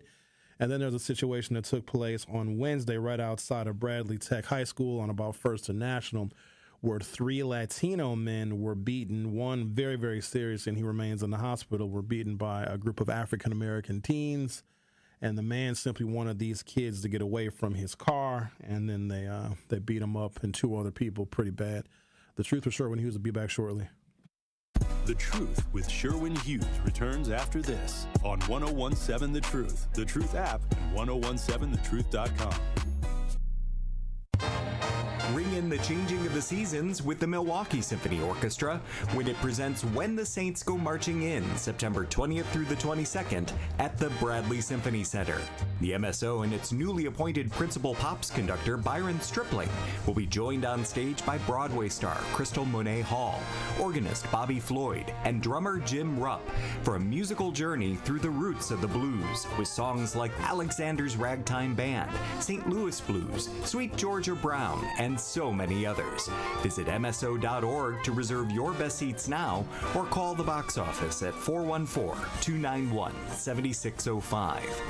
Come and experience some of the most iconic hits to come out of New Orleans and the Jazz Age with When the Saints Go Marching In, running September 20th through the 22nd only. The number again for tickets is 414-291-7605 or online at MSO.org. Whether you're an artist playing accountant, a barista trying to be a bean counter, or a student just looking to get started, the UW Credit Union app lets you be free to be you with free credit scores, free online bill pay, and the ability to send money to friends. Because with fewer fees, you can do more of what you love. UW Credit Union, here for every you. Join today at uwcu.org. Federally insured by NCUA. Black and Brown Runaround 5K is a diverse group dedicated to empowering others and overcoming obstacles. Their mission to bring unity to the Milwaukee's Black and Brown communities and support those in need. They partner with Lead to Change, a nonprofit that's changing lives by equipping young people with the tools they need to succeed in college, their careers, and the community, ensuring security and stability for all. Together, we can build a stronger, more united community. Black and Brown Runaround empowers everyone to be able to run the town. Truth Nation, let us take a second to brag for a moment. There is no other station in the country where you get a front row seat to hear from some of the biggest names in politics, pop culture, and sports. People like President Joe Biden. Black child poverty was cut in half in 2021. We built black wealth, 15 million jobs nationwide, more than 2.5 million for black Americans. Black wealth is up 60% since the pandemic. Former President Donald Trump's son, Eric Trump. Guys, we almost had a former president and very likely future president assassinated on live TV. Like, you know what that would have done for this country? You know what that would have made our country look like? We would look like a banana republic. And Brewers All-Star and former National League MVP Christian Yelich. Listen, you already know. Yeah, we were just in LA, so we heard our fair share of Kendrick out there in LA. Dodger Stadium has one of the best sound systems in baseball too. Tap into the award-winning and nationally recognized 1017 The Truth by downloading the Truth app, listening live on 1017thetruth.com, and streaming us live at 1017 The Truth on YouTube. This is The Truth with Sherwin Hughes on 1017 The Truth, The Truth app, and 1017thetruth.com.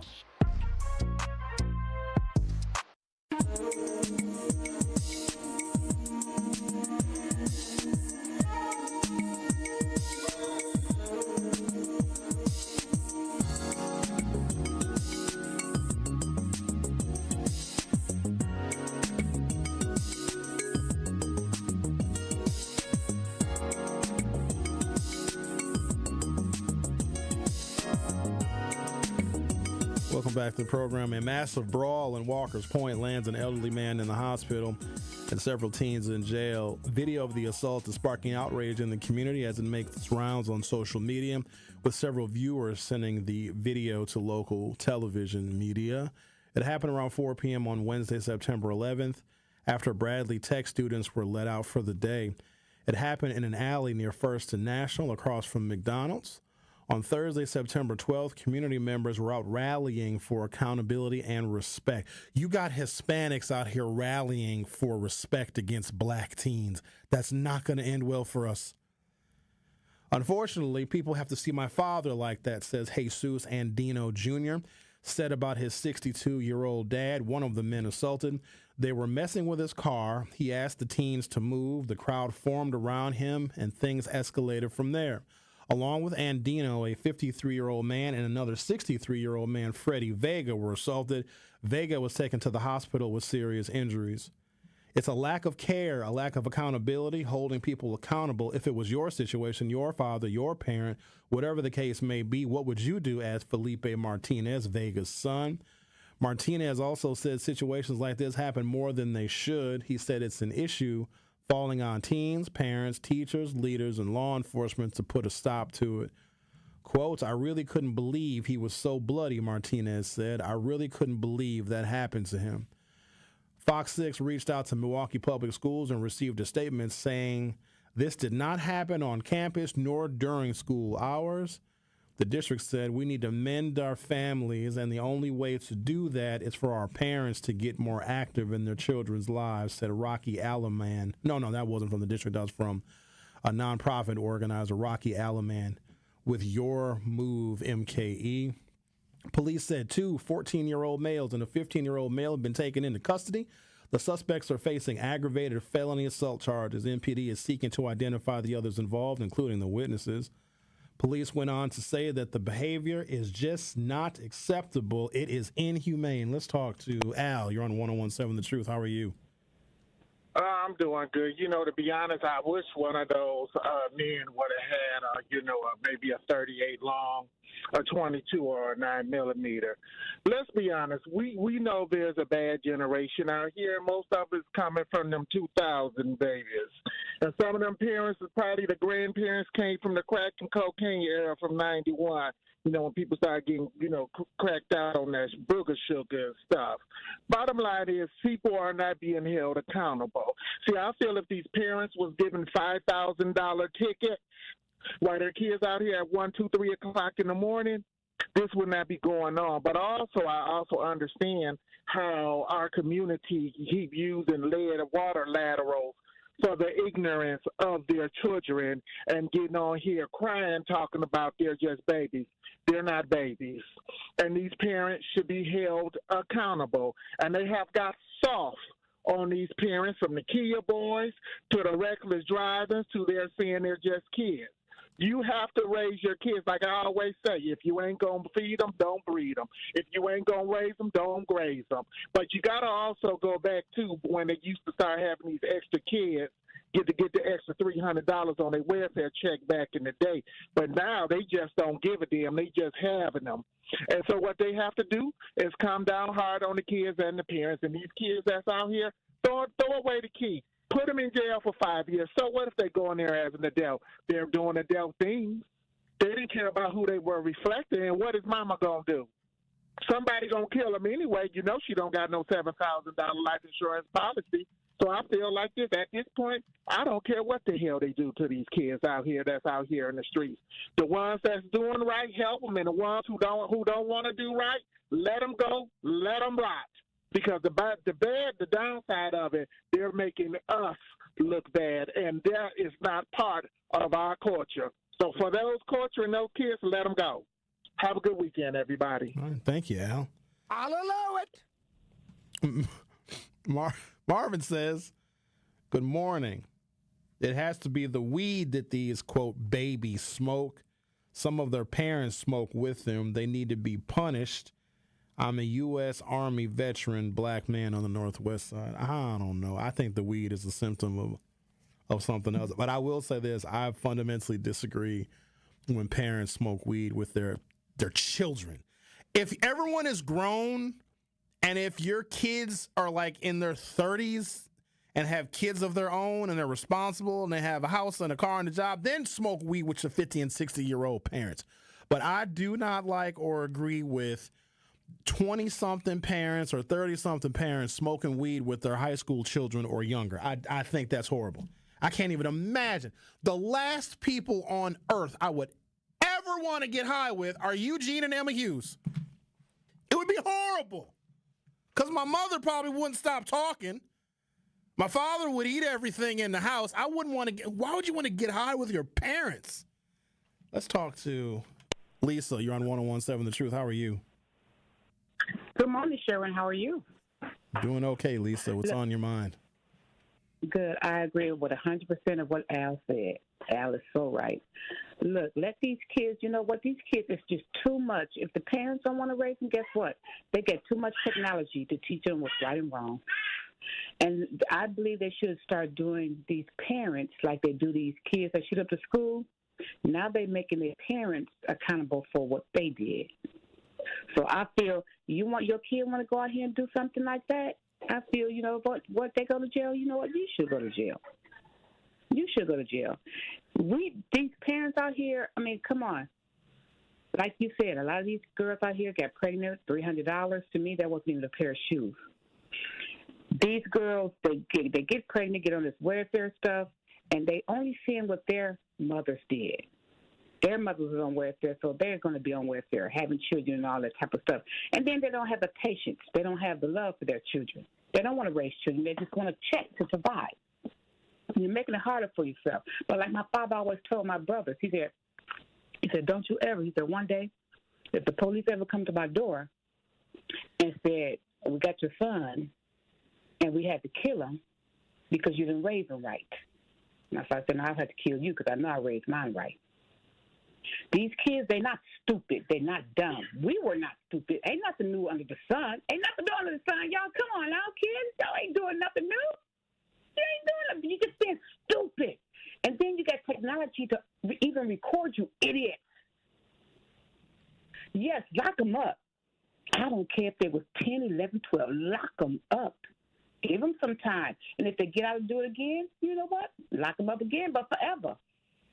We don't need you out here acting a fool. We don't need you out here killing other people. We don't need you out here making our insurance, whatever, go up or, like yesterday, right here on the 23rd and 10. Fools, whatever, turned the corner, jumped out, ran, police right behind them, shot them. Right, I'm looking at everything in my corner. I'm like, why is these police cars or ambulance, whatever? Yeah, talking about I can't breathe. So what if you can't breathe? What's your point? What's your point if you can't breathe? You shouldn't have been. You know what? You was breathing before you went down there, so you was breathing when you was in that car, right? So guess what? You're gonna not breathe on that ground. So I think they shot one. I think a police officer got shot or whatever. But y'all kids, you know what? It is what it is. Y'all have to learn. Y'all some disobedient kids. What do you do with them? I have some ideas what to do with them, but I'm not going to be easy on you whatsoever. Why should the good kids suffer and the bad kids and we reward the bad kids? Y'all confused. You're confused. We didn't do that back in the day. That's all I had to say, Sherwin. All right, thank you. All right, Lisa. You're welcome. Well, Lisa sounded kind of angry there. I never heard Lisa sound. Yeah, exactly. That was a lot from Lisa. I thought Lisa was going to call in, but they're just babies. Maybe we should get them some formal boxing training, and then we can just make them boxers because they're babies. No, Lisa was like, I don't care if you can't breathe. Lisa sounded like Derek Chauvin for a second, ain't she? Oh, it's beyond frustrating. It's unacceptable on every level for young people to, first of all, not have respect for their elders and realize that, do y'all know that they didn't even let us on the South Side 40 years ago? They wouldn't, and they resisted because Bradley Tech used to be a white school. And I remember even in my time, we were segregated. We couldn't go to the South Side. You wouldn't want to because that was their territory. And then now we start coming over there. Now we beating up Latinos and Hispanics. What scares me the most is because they can organize in a jiffy. It takes a lot for us to organize. It takes a lot. Or something egregious nationally will have to happen for us to organize. It'll be like witnessing like a George Floyd murder or a Trayvon Martin. Like then black folks will organize.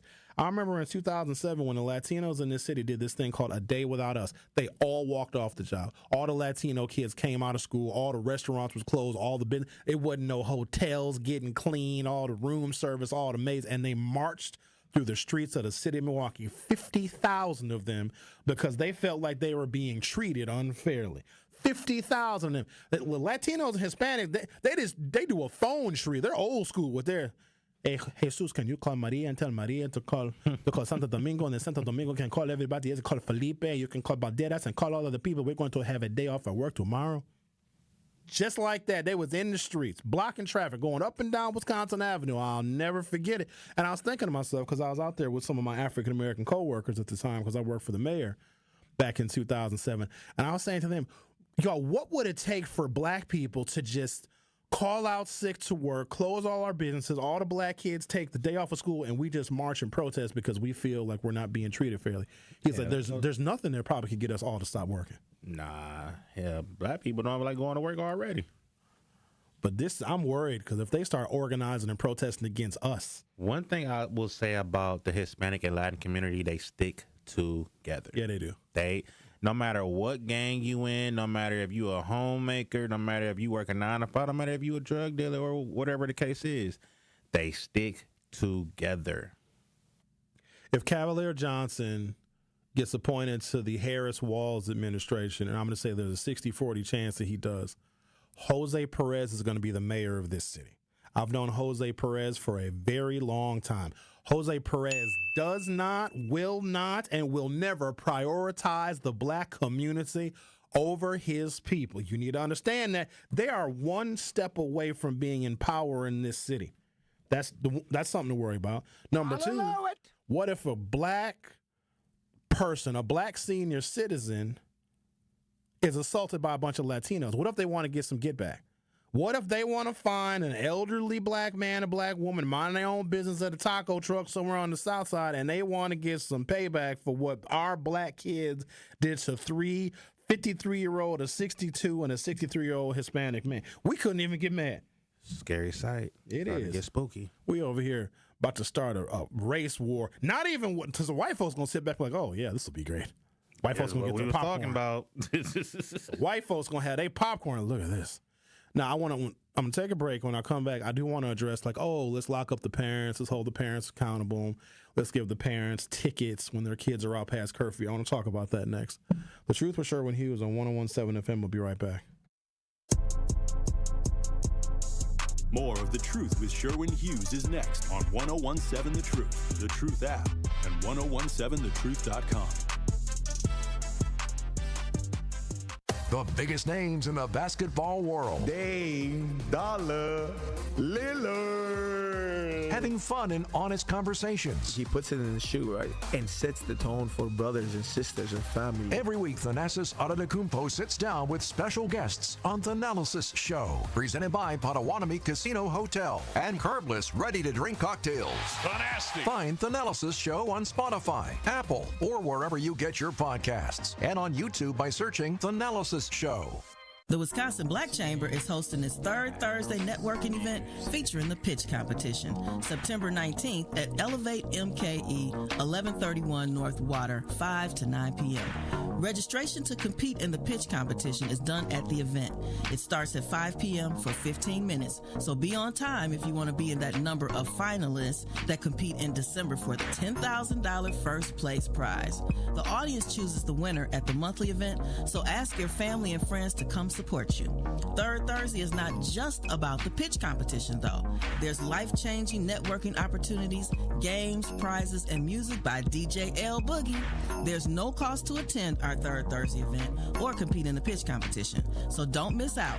Elevate MKE, September 19th, 5 to 9 p.m. Visit twbcc.com so you don't miss out on what we have going on. Fred, why choose Erie Insurance? The passion that we put around your personal development and your growth. We pay for you to go to college. Wait. What? Yes, we will help pay for you to go to college. So you get your foot in the door with us, we will help advance your career. Okay. We will help you get the designations, like I mentioned. It's even easier now. I'm doing it from the outset with our diverse communities to help them get these designations and licenses before you even show up inside the doors of Erie Insurance. Visit erieinsurance.com for more information. Associated Bank knows your small business isn't just a venture. It's your dream and a vital part of the community. And we're not just a bank. We're your neighbors. We're looking out for you.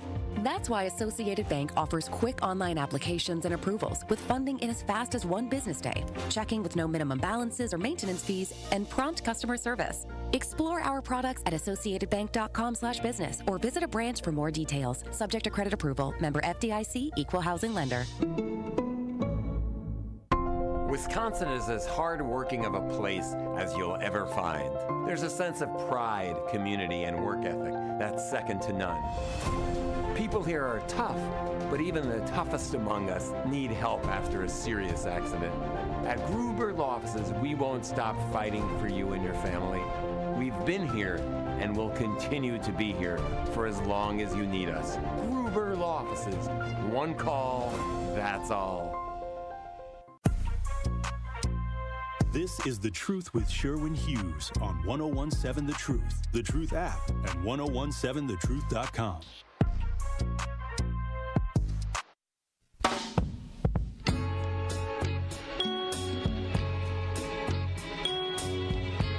Gonzo Libre says these kids are going to cause more strict laws to be enforced against black people because we're judged as a group. Curly Q says, yes, it would. I guess misunderstood. She's clearing up a previous comment. Curly Q says we are judged as a group, which is ridiculous. It's ridiculous. It's unfair, but it's also true because we do it. Y'all know that y'all judge white folks. We see one white person doing something, they're all mass shooters. One white person does a mass shooting, they're all school shooters. We see one person wearing a Trump hat, to us, they're all conservative Republicans. We do the exact same thing. That's human nature. But what's lost is that the this generational gap. So my parents, who came up here in the 60s, they knew you don't go to the South Side. And I actually grew up with that sentiment, even though the South Side was a little bit more hospitable to me than it certainly was to my parents' generation.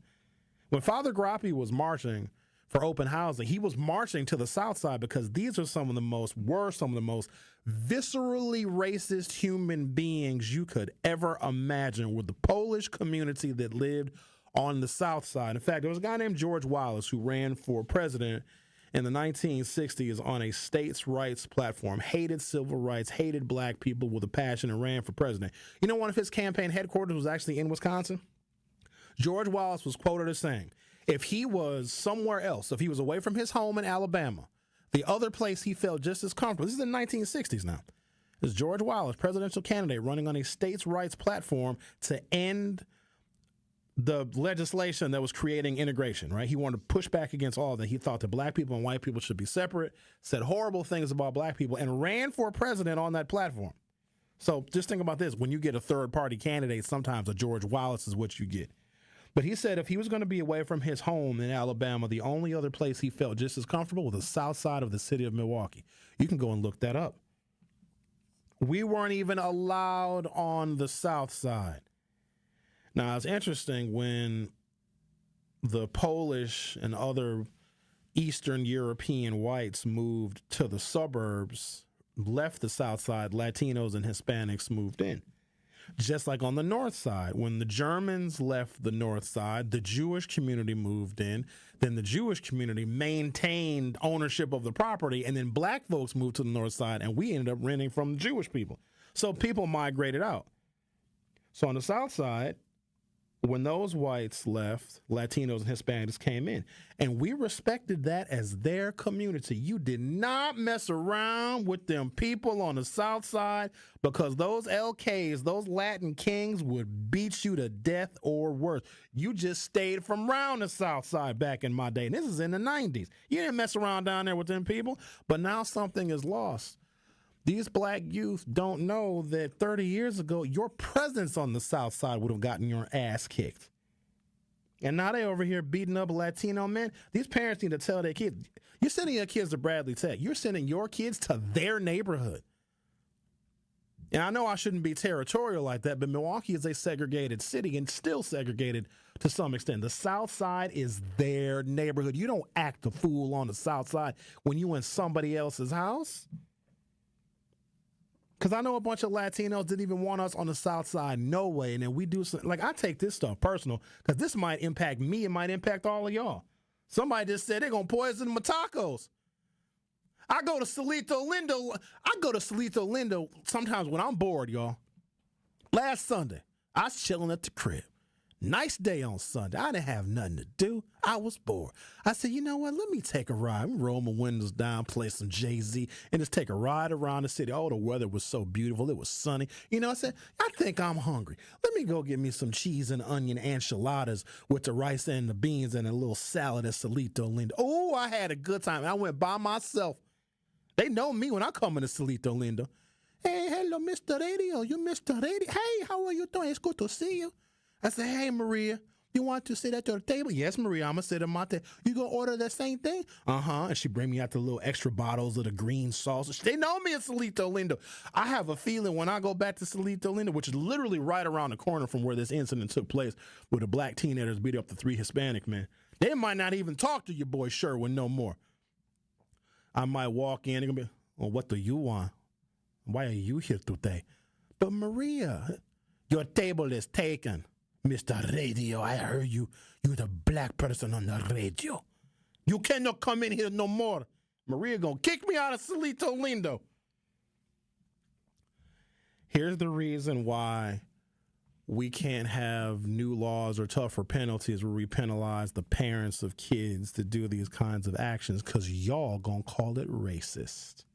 If all of a sudden we penalize black parents and jail black parents and fine black parents, and the black parents a lot of times don't have the money to pay the fine, so it will turn into them going to jail. And after a couple of years, if we see an uptick in African Americans locked up in jail, we're going to call it racist. So you know what the new racism is? Don't even respond with the police. Just let them get sorted out in the community. Don't even send the police, because if we get locked up, we're going to complain about it being racist. The Truth with Sherwin Hughes will be back for hour 3. More of The Truth with Sherwin Hughes is next on 1017 The Truth, The Truth app, and 1017thetruth.com. Sometimes it takes a breakdown to have a breakthrough. This is what Vin Baker Recovery stands for, but wants you, Truth Nation, to be a part of. So join Jammin' with Juice live, as we will be broadcasting live from a Vin Baker Recovery event on September 14th to help provide our community with access to mental health care and recovery support. They provide services like medication-assisted treatment, outpatient care, and hub and spoke services with peer support. So join Jammin' with Juice and the Truth Street team, sponsored by UW Credit Union, September 14th at the Vin Baker Recovery event. Join the Truth Street team, sponsored by UW Credit Union, Saturday, September 14th for the Black and Brown Run Around 5K at Veterans Park in partnership with Lead to Change. The Black and Brown Run Around welcomes all runners, walkers, and families to enjoy this incredible community event at the lakefront. They will have food, entertainment, and an opportunity to support and uplift Black and Brown business in the greater Milwaukee area. So mark your calendars and join us on Saturday, September 14th for the Black and Brown Run Around 5K at Veterans Park in downtown Milwaukee on the lakefront. Teachers are dynamic leaders, shaping a new generation. They bring a variety of perspectives from diverse backgrounds, innovating how they teach to prepare students for our fast-changing world. Achieving this takes skill and expertise. They're tireless explorers, creatively discovering a universe of solutions, telling stories, experimenting, inspiring, mentoring, connecting cultures, and connecting with each other. Leading by example. Experience the unique joy of helping students thrive. Teaching is a journey that shapes lives. Are you ready to begin? Explore teaching at teach.org, a campaign supported by the U.S. Department of Education, Teach.org, and 1 million teachers of color. Attention Milwaukee County residents. Are you prepared for the unexpected? From sudden storms to unforeseen emergencies, readiness is key. Take charge of your safety with a family emergency plan and an essential emergency kit. Stay informed and connected during emergencies. For tips and resources, visit us online or contact the Milwaukee County Office of Emergency Management. Prepare now, stay safe, and build a resilient community together, because readiness starts with you. Good Karma Brands is proud to be an equal opportunity employer. Our policy is to provide equal opportunity employment, development, and advancement to all current and potential teammates. If you are an organization that maintains a job bank, provides employment information, or gives job referrals, you may request to be placed on the station's mailing list for future career opportunities. To learn more about careers at Good Karma Brands, please email careers@goodkarmabrands.com. We are the home of Milwaukee Black Talk. 1017 FM, 1510 AM WGKB Waukesha, and W269DL Milwaukee, a locally owned Good Karma brand station. It's The Truth with Sherwin Hughes on 1017 The Truth app, and 1017thetruth.com.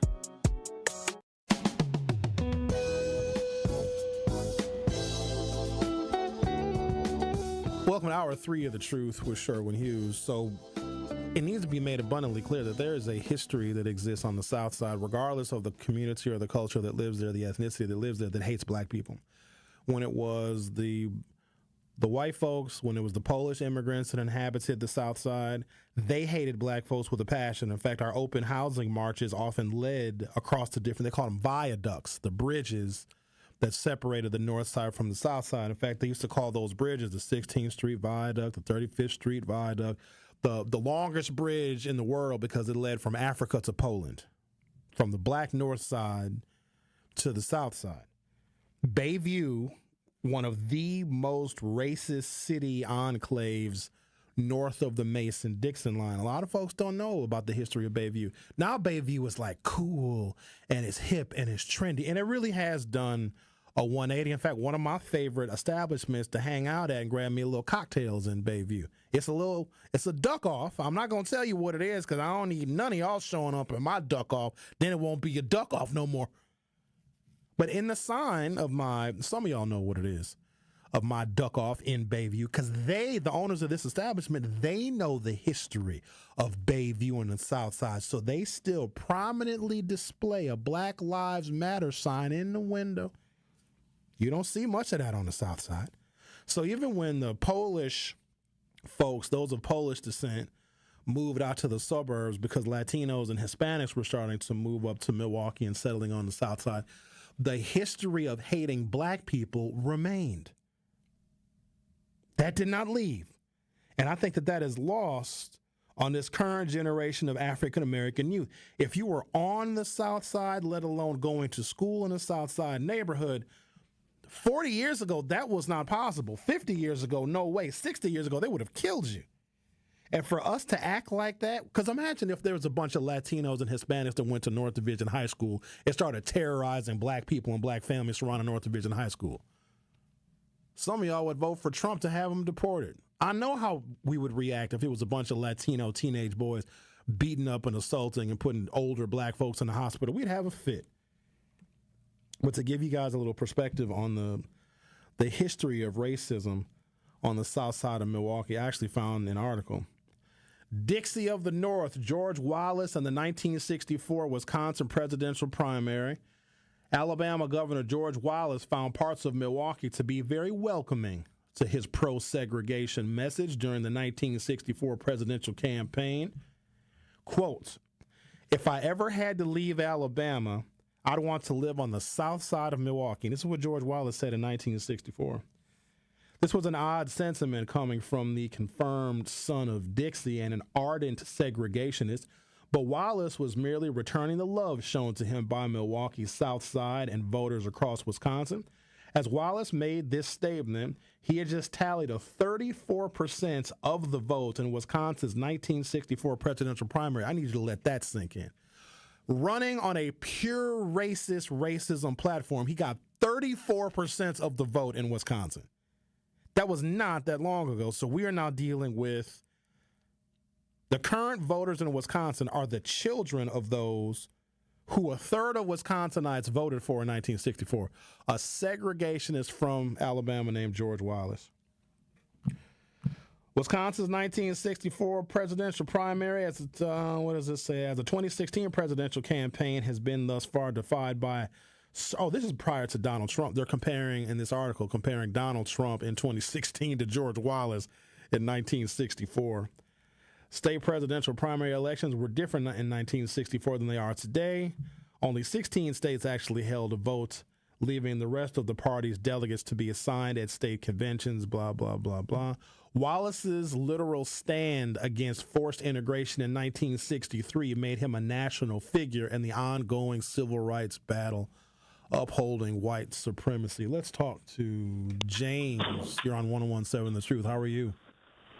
Good morning, Sherwin. How are you, sir? I'm doing good. What's on your mind? I will say this here. There is not a crime committed by anyone that shouldn't be dealt with in some way, shape, form, or fashion. But to say things about our youth and say, I don't give a damn, I got a suggestion. Stop calling in because you don't give a damn and go knit a sweater because wintertime is coming. That'll give you something to do. And I say that also say this. Currently, I do prison ministry in the youth prison. And that doesn't mean that, they're not going to come out and commit crimes and everything of that nature. But the bottom line is I'm doing something hopefully to steer them in a different direction at the end of the day. So, again, as I always say, you're either a liability or you're an asset. You can make your mind which one you are. When you don't give a damn, most likely you're pretty much a liability. God bless you, brother. Oh, all right. Thanks, James. I wish that James didn't have a job, and I say that very sincerely. I wish that he didn't have a prison ministry. I wish that job didn't even exist. I wish our people didn't even go to prison, let alone that's where we end up finding our salvation. Let's talk to, make sure I'm saying this right, Mandeville. Am I saying it right, Mandeville? It's Mandeville, sir. Hi, Mandeville, sir. How are you? I'm blessed. I'm okay. All right, what's on your mind? I definitely Yeah, that guy Wallace, man, he hated anybody that had dark pigment skin or any type of form of melanin. He definitely hated Dr. King. We could have a history on that, a history class on that. But one of the solutions as far as with kids, I can remember in the 80s how it was. You definitely didn't want to get caught on that other side of that bridge. Nope. If you knew you was out of place or you started to get that the little chills on your back, you knew it was time for you to start heading north. But social programs, I believe if you take, and I had a conversation with a person that's talking about running for a political spot in Madison. I met him regardless of medical issues, and he asked me, what you think could be the resolution or a fixture in Milwaukee with the kids? I said social programs. I don't think that it would cure it 100%, but I believe if you put enough social programs in Milwaukee County itself, not just the city of Milwaukee, I think that it will dramatically bring down a lot of the stuff that we see out here today, or what you was just talking about earlier with the assault that took place on the south side. Nobody kids should not be doing that. And as far as with the Chicanos concerned, I have a lot of Mexican friends. I mean, I just met some nice new Mexican friends at the casino yesterday. Very nice. I mean, I know Mexicans that's on the street. They're my friends too. But I agree. I kind of wish that a lot of African Americans or people that's just on the north side period would come together when it comes to solving a lot of issues. We definitely need that.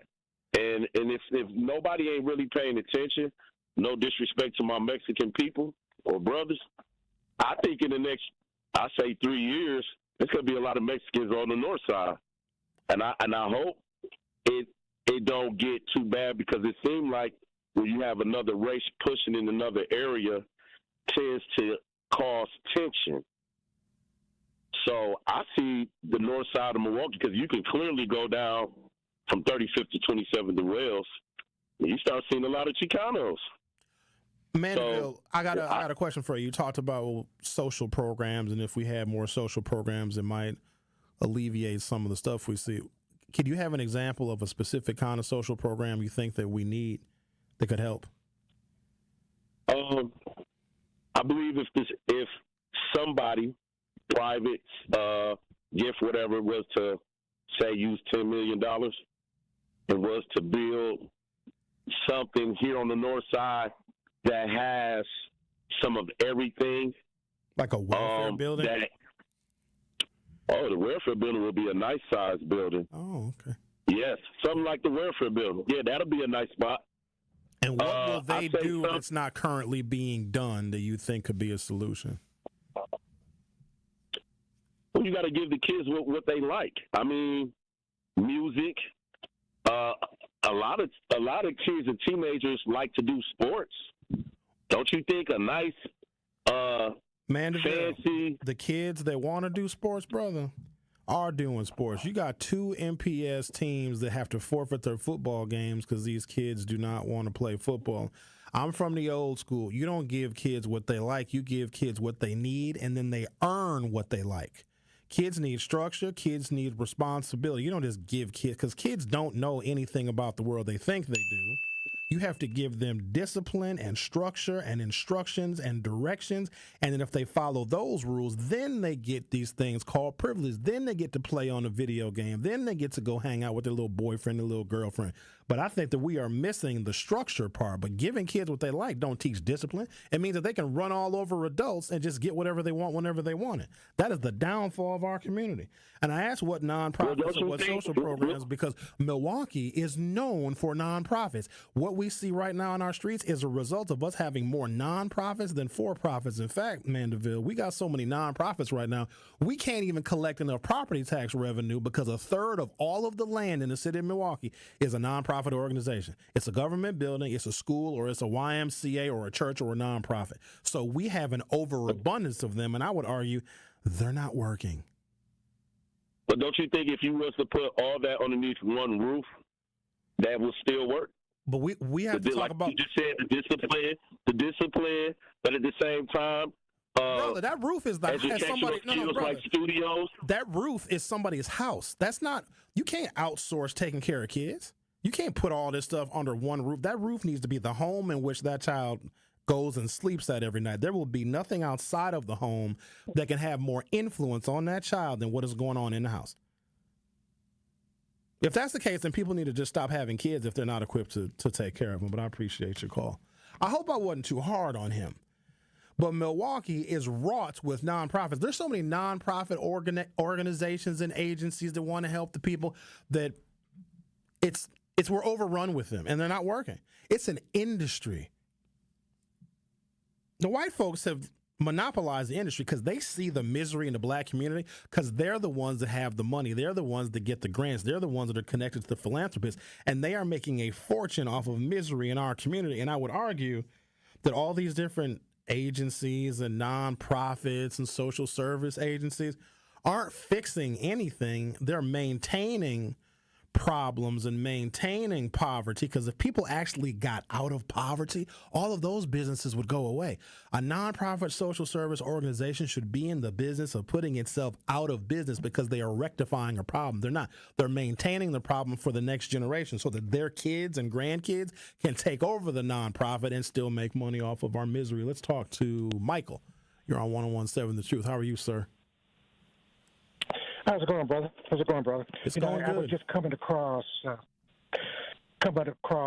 16th Street Viaduct now, the Guapi Bridge, whatever, and I had flashbacks because as a young little tot, I marched across that viaduct and got hit upside the head. In fact, one of the journalists, one of the announcers at WTMJ, Sherry Preston, did her master's thesis on my confronting a white, blue-eyed, blonde-haired little kid who threw a brick at me over there.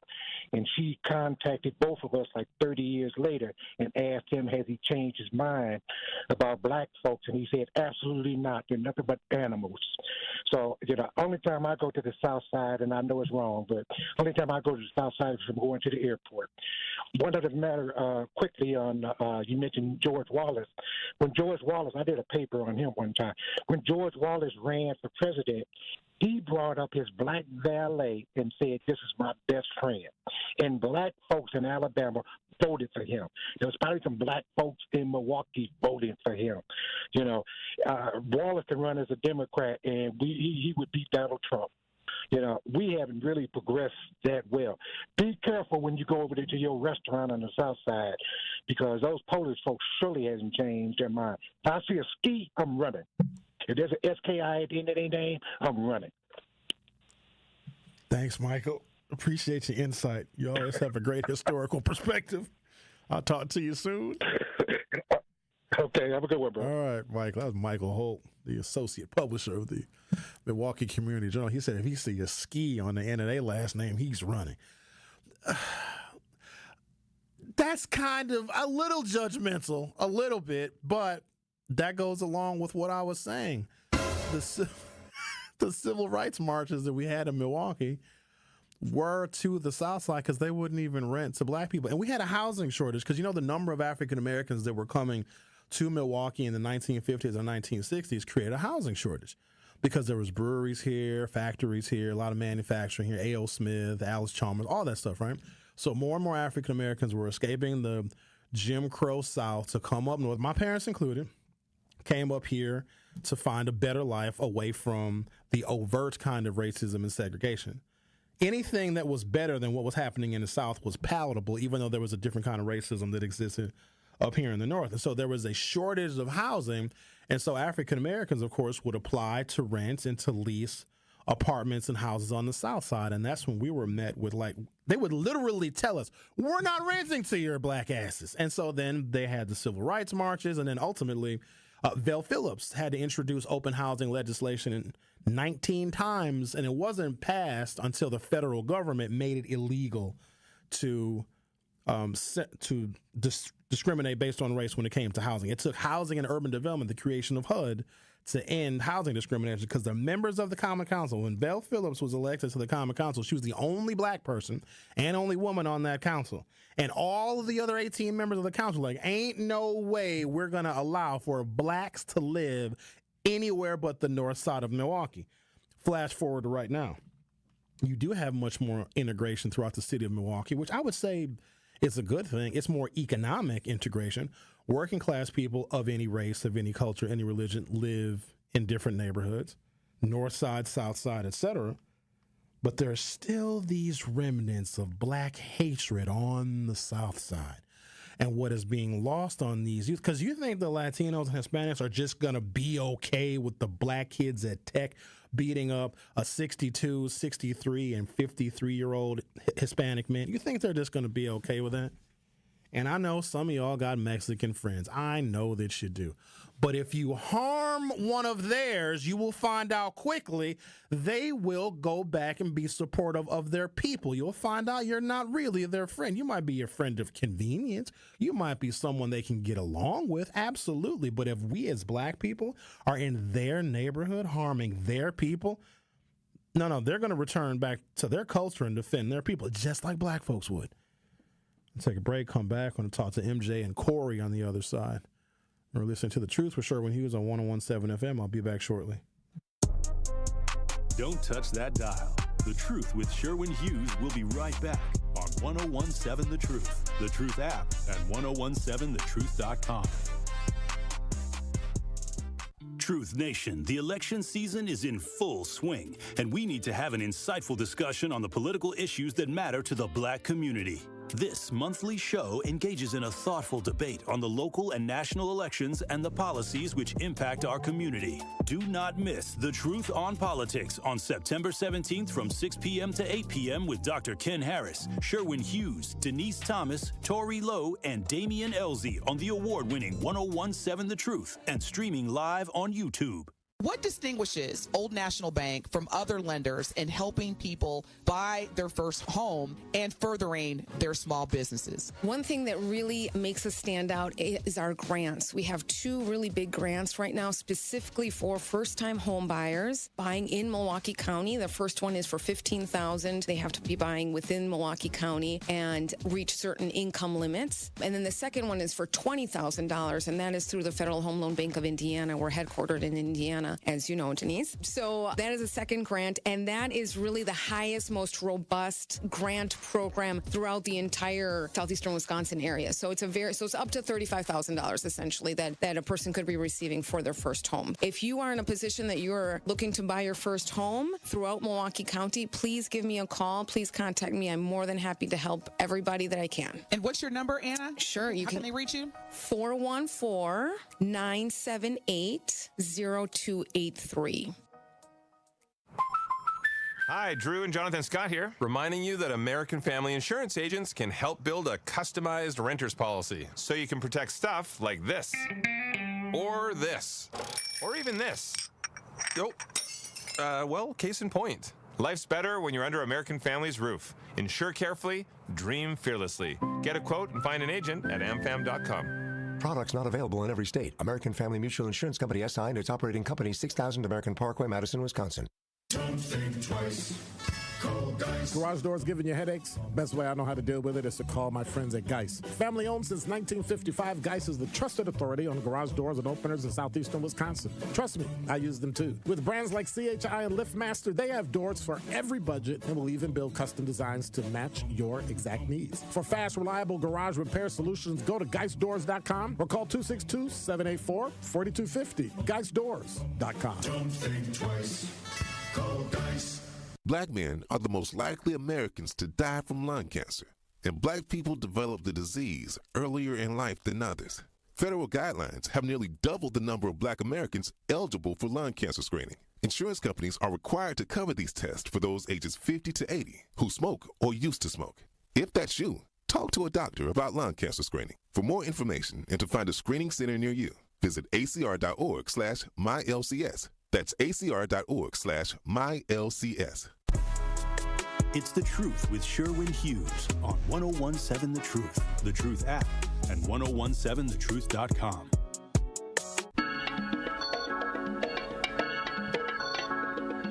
Police say two 14-year-old males and a 15-year-old male have been taken into custody. The suspects are facing aggravated felony assault charges. MPD is seeking to identify others involved, including witnesses. Police went on to say that the behavior is not acceptable and is inhumane. Turn these kids in. Turn them in. I live in a north side Milwaukee neighborhood. Majority black. In fact, when I bought my house, there were still remnants of when my neighborhood was somewhat racially mixed, but it's a middle class north side Milwaukee neighborhood. Then within the first probably 5 or so years of me living in my house, the remnants of the white folks left except for one family. And they've been there for like 60 years. All the white folks left. Then when those white folks left my block, real estate folks came in and purchased like half of the houses on my block and rented them out. So we saw a real decline in neighborhood cleanliness and quiet, and there's kids smoking weed in the street and gunshots and all this other stuff. Then something else happened where those landlords who kept getting lots of calls for service by the police to their property sold their houses, and now there's more homeowners on the block. And I literally have seen my neighborhood change from majority homeowners, majority renters, and now majority homeowners again. And it's quiet and it's peaceful, and we don't hear the gunshots anymore, and there's no litter anymore on my block. But here's what I am noticing. The new people that are moving in, and I live in a very much north side neighborhood. When I say north side, I mean our voter turnout is low. That's how north side the neighborhood is that I live on. Latinos are moving in. There's actually two. One lives right next to me, a Latino family, and then it's another Latino family at the end of the block. I don't got much interaction with them. In fact, my Latino neighbors, we had a little bit of beef. I had a beef with them because they got a dog, a bull mastiff. You know what a bull mastiff is? 130, 140 pound bull mastiff, big old dog, big old ugly faced dog.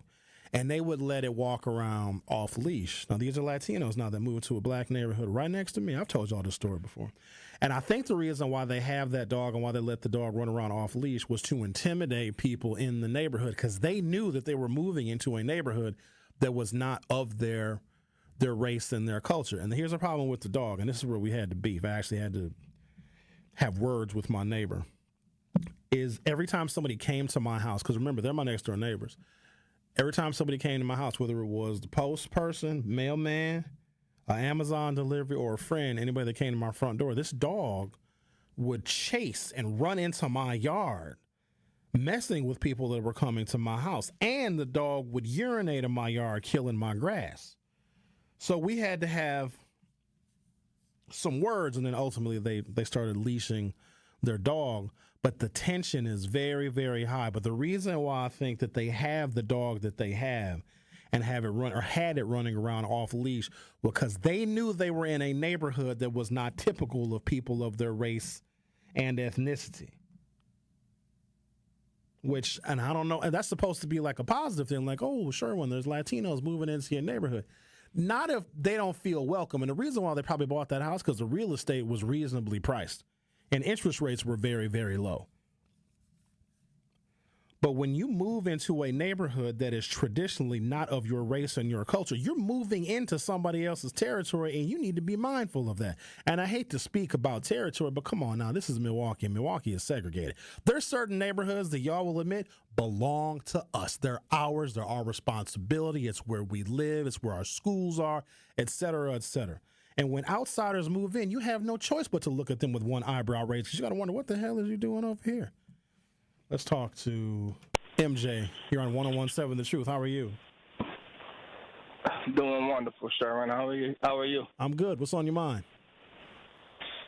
I just wanted to talk about the topic. It's very sad that that gentleman had to withstand those injuries. It's a problem with the kids being out of control. My only solution to that would be, just bringing back the black family. We definitely need mom, dad, and to rein in the children.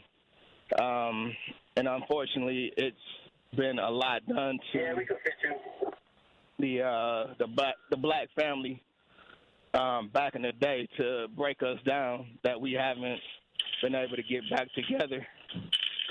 And which I guess when you were talking about George Wallace, it kind of made me think about segregation and how at one point it was a good thing, you know what I'm saying? Because when black people only could trust themselves, you know what I'm saying, we seem to strive a lot better.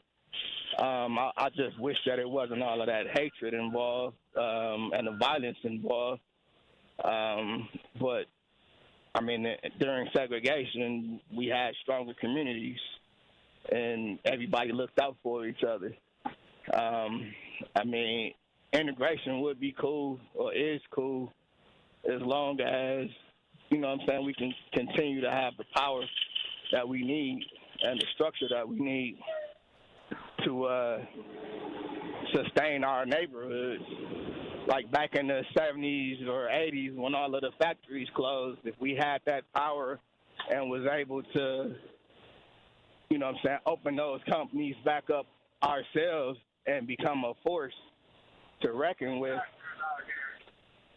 I mean, we wouldn't have these issues, you know what I'm saying? We would have strong communities and a strong base where we could survive without having to, you know what I'm saying, depend on social services and whatnot. You know, we would have our own factories, banks, hospitals, you know, everything that a community needs.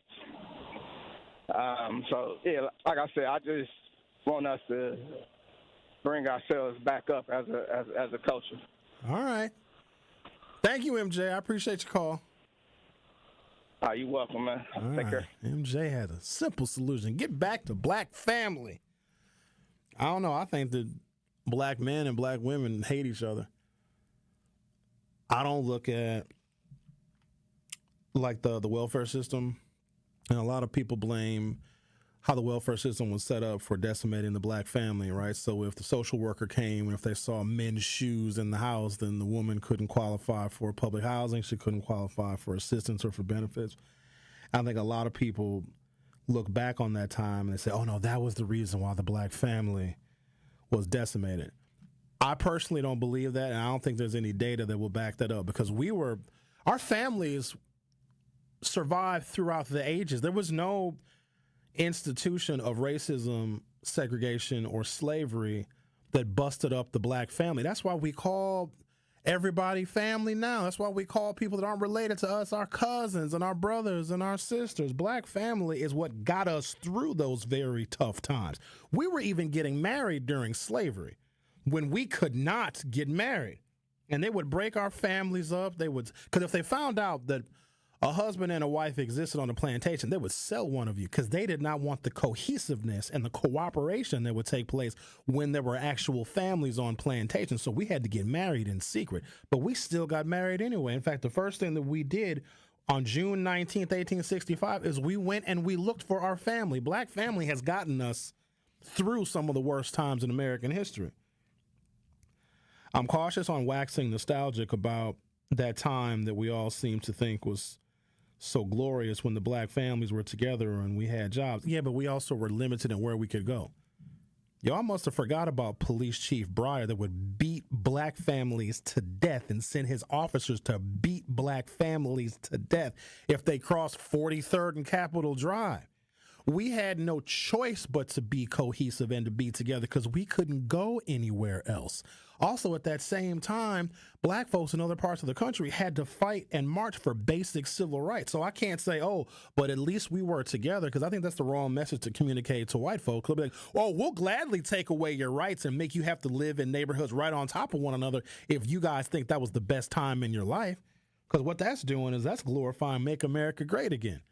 Back then, you know, when black people had jobs in the 60s and 70s, we had no choice but to be together because we didn't have the option to separate or live in the suburbs or surrounding community. We didn't have a choice. Let me squeeze in one more call. Corey, Thank you for holding. You're on 101.7 The Truth, Corey. How are you? Hey, man, I'm doing well. And yourself? Doing good. Yeah, I attended Tech back in the day, graduated in 90, so I was there from 86 to 90. So 4 years of my youth was spent on that side of town, played football, ran track. So we spent a lot of time over there, went to basketball games, and didn't have any issues with any Latinos or Mexicans or whatever like that. There were no issues. Was there still a lot of white kids going to Tech when you started? Oh yeah, man. Yeah, there was. It was probably 50% white, 30% black, another 20%, if I'm getting my math right, Latinos. Or it was a good mixture. Throwing Asians and whatnot, and we all for the most part got along pretty well together. We played sports together, football. City champions, went to state back in 87 or 86. So it wasn't any type of tension. However, I did know that was not my community. I did know that it was just a different aura in the air. I didn't get any pushback or any type of, animosity from those people that live in that community, though. Because you had respect for the fact that you were going to school in somebody else's neighborhood and you were in somebody else's house. So I think that might have kept the black, because your parents probably warned you about what the South Side may have been like in their day. And so when we went to the South Side, there was a level of respect that we had to show, because we knew that wasn't our neighborhood. That was somebody else's house. Now, I think these young people forgot or never instructed that the South Side is still somebody else's neighborhood, that we can't act any old kind of way, because if they decide that they want us out, they can push us out. You know what? And you do have a point there. It's just, and we all see it, it's just a different breed of youngster.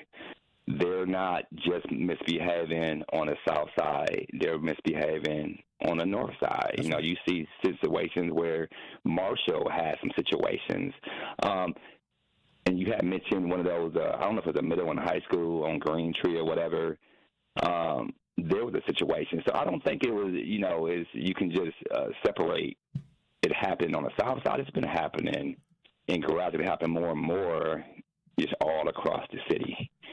So we do need to come to some type of plan, to get our youth back on track, because they are our future. And right now, it looks kind of dim. However, there are a great group of youngsters that are positive and doing things that's productive. If they're going to school or working, they're doing things productive in society. It's just that we do have those bad apples, and those bad apples are in every ethnicity. And yeah, so we definitely need a plan to grab these kids and get them in the right direction. All right, Corey, appreciate your call, and thank you for taking us down memory lane. All right, you take care, man. All right. Hey, man, state champions in city champions, football state runner-up in 87. So Tech was doing his thing back in the day. Man, we won the city conferences in track and everything. So let's get that back like it used to be, man. I like to see the city schools do a little more, just put more positive on the map. All right. All right, y'all. Have a good weekend. Take it easy. They never give up a chance to talk about. Back in the day, I ran for 400 yards in one game. You see, we played against North Division. You see, back when we played Marshall, I ran for 350 yards. You see, really? I love to talk about my old high school football days too. I'm curious to know, and Zach is curious to know as well, because Zach's in here. Yeah.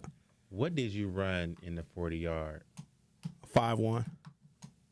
And what position?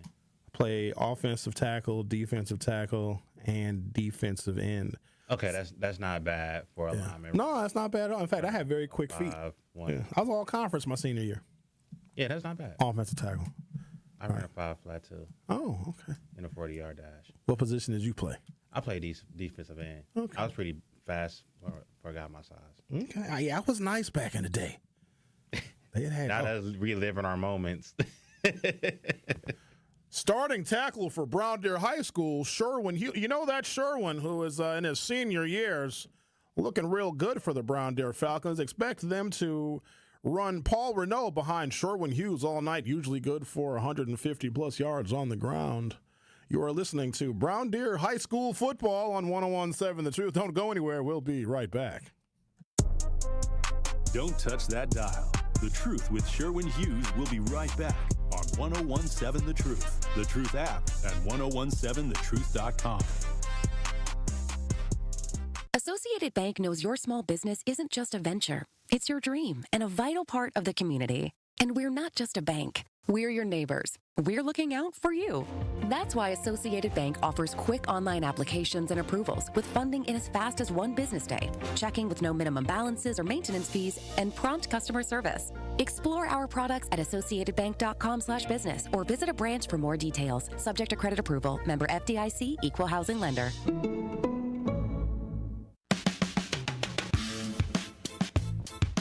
It's time for Truth Takes, a thought-provoking commentary on the new 101.7 The Truth. Here is Denise Thomas with her truth. How many times have you said to yourself, I do not have enough time? I feel as though there's not enough time in the day. You're not alone. One of the things I've realized is part of why I never have enough time is because I was wasting it arguing with people who are committed to misunderstanding me.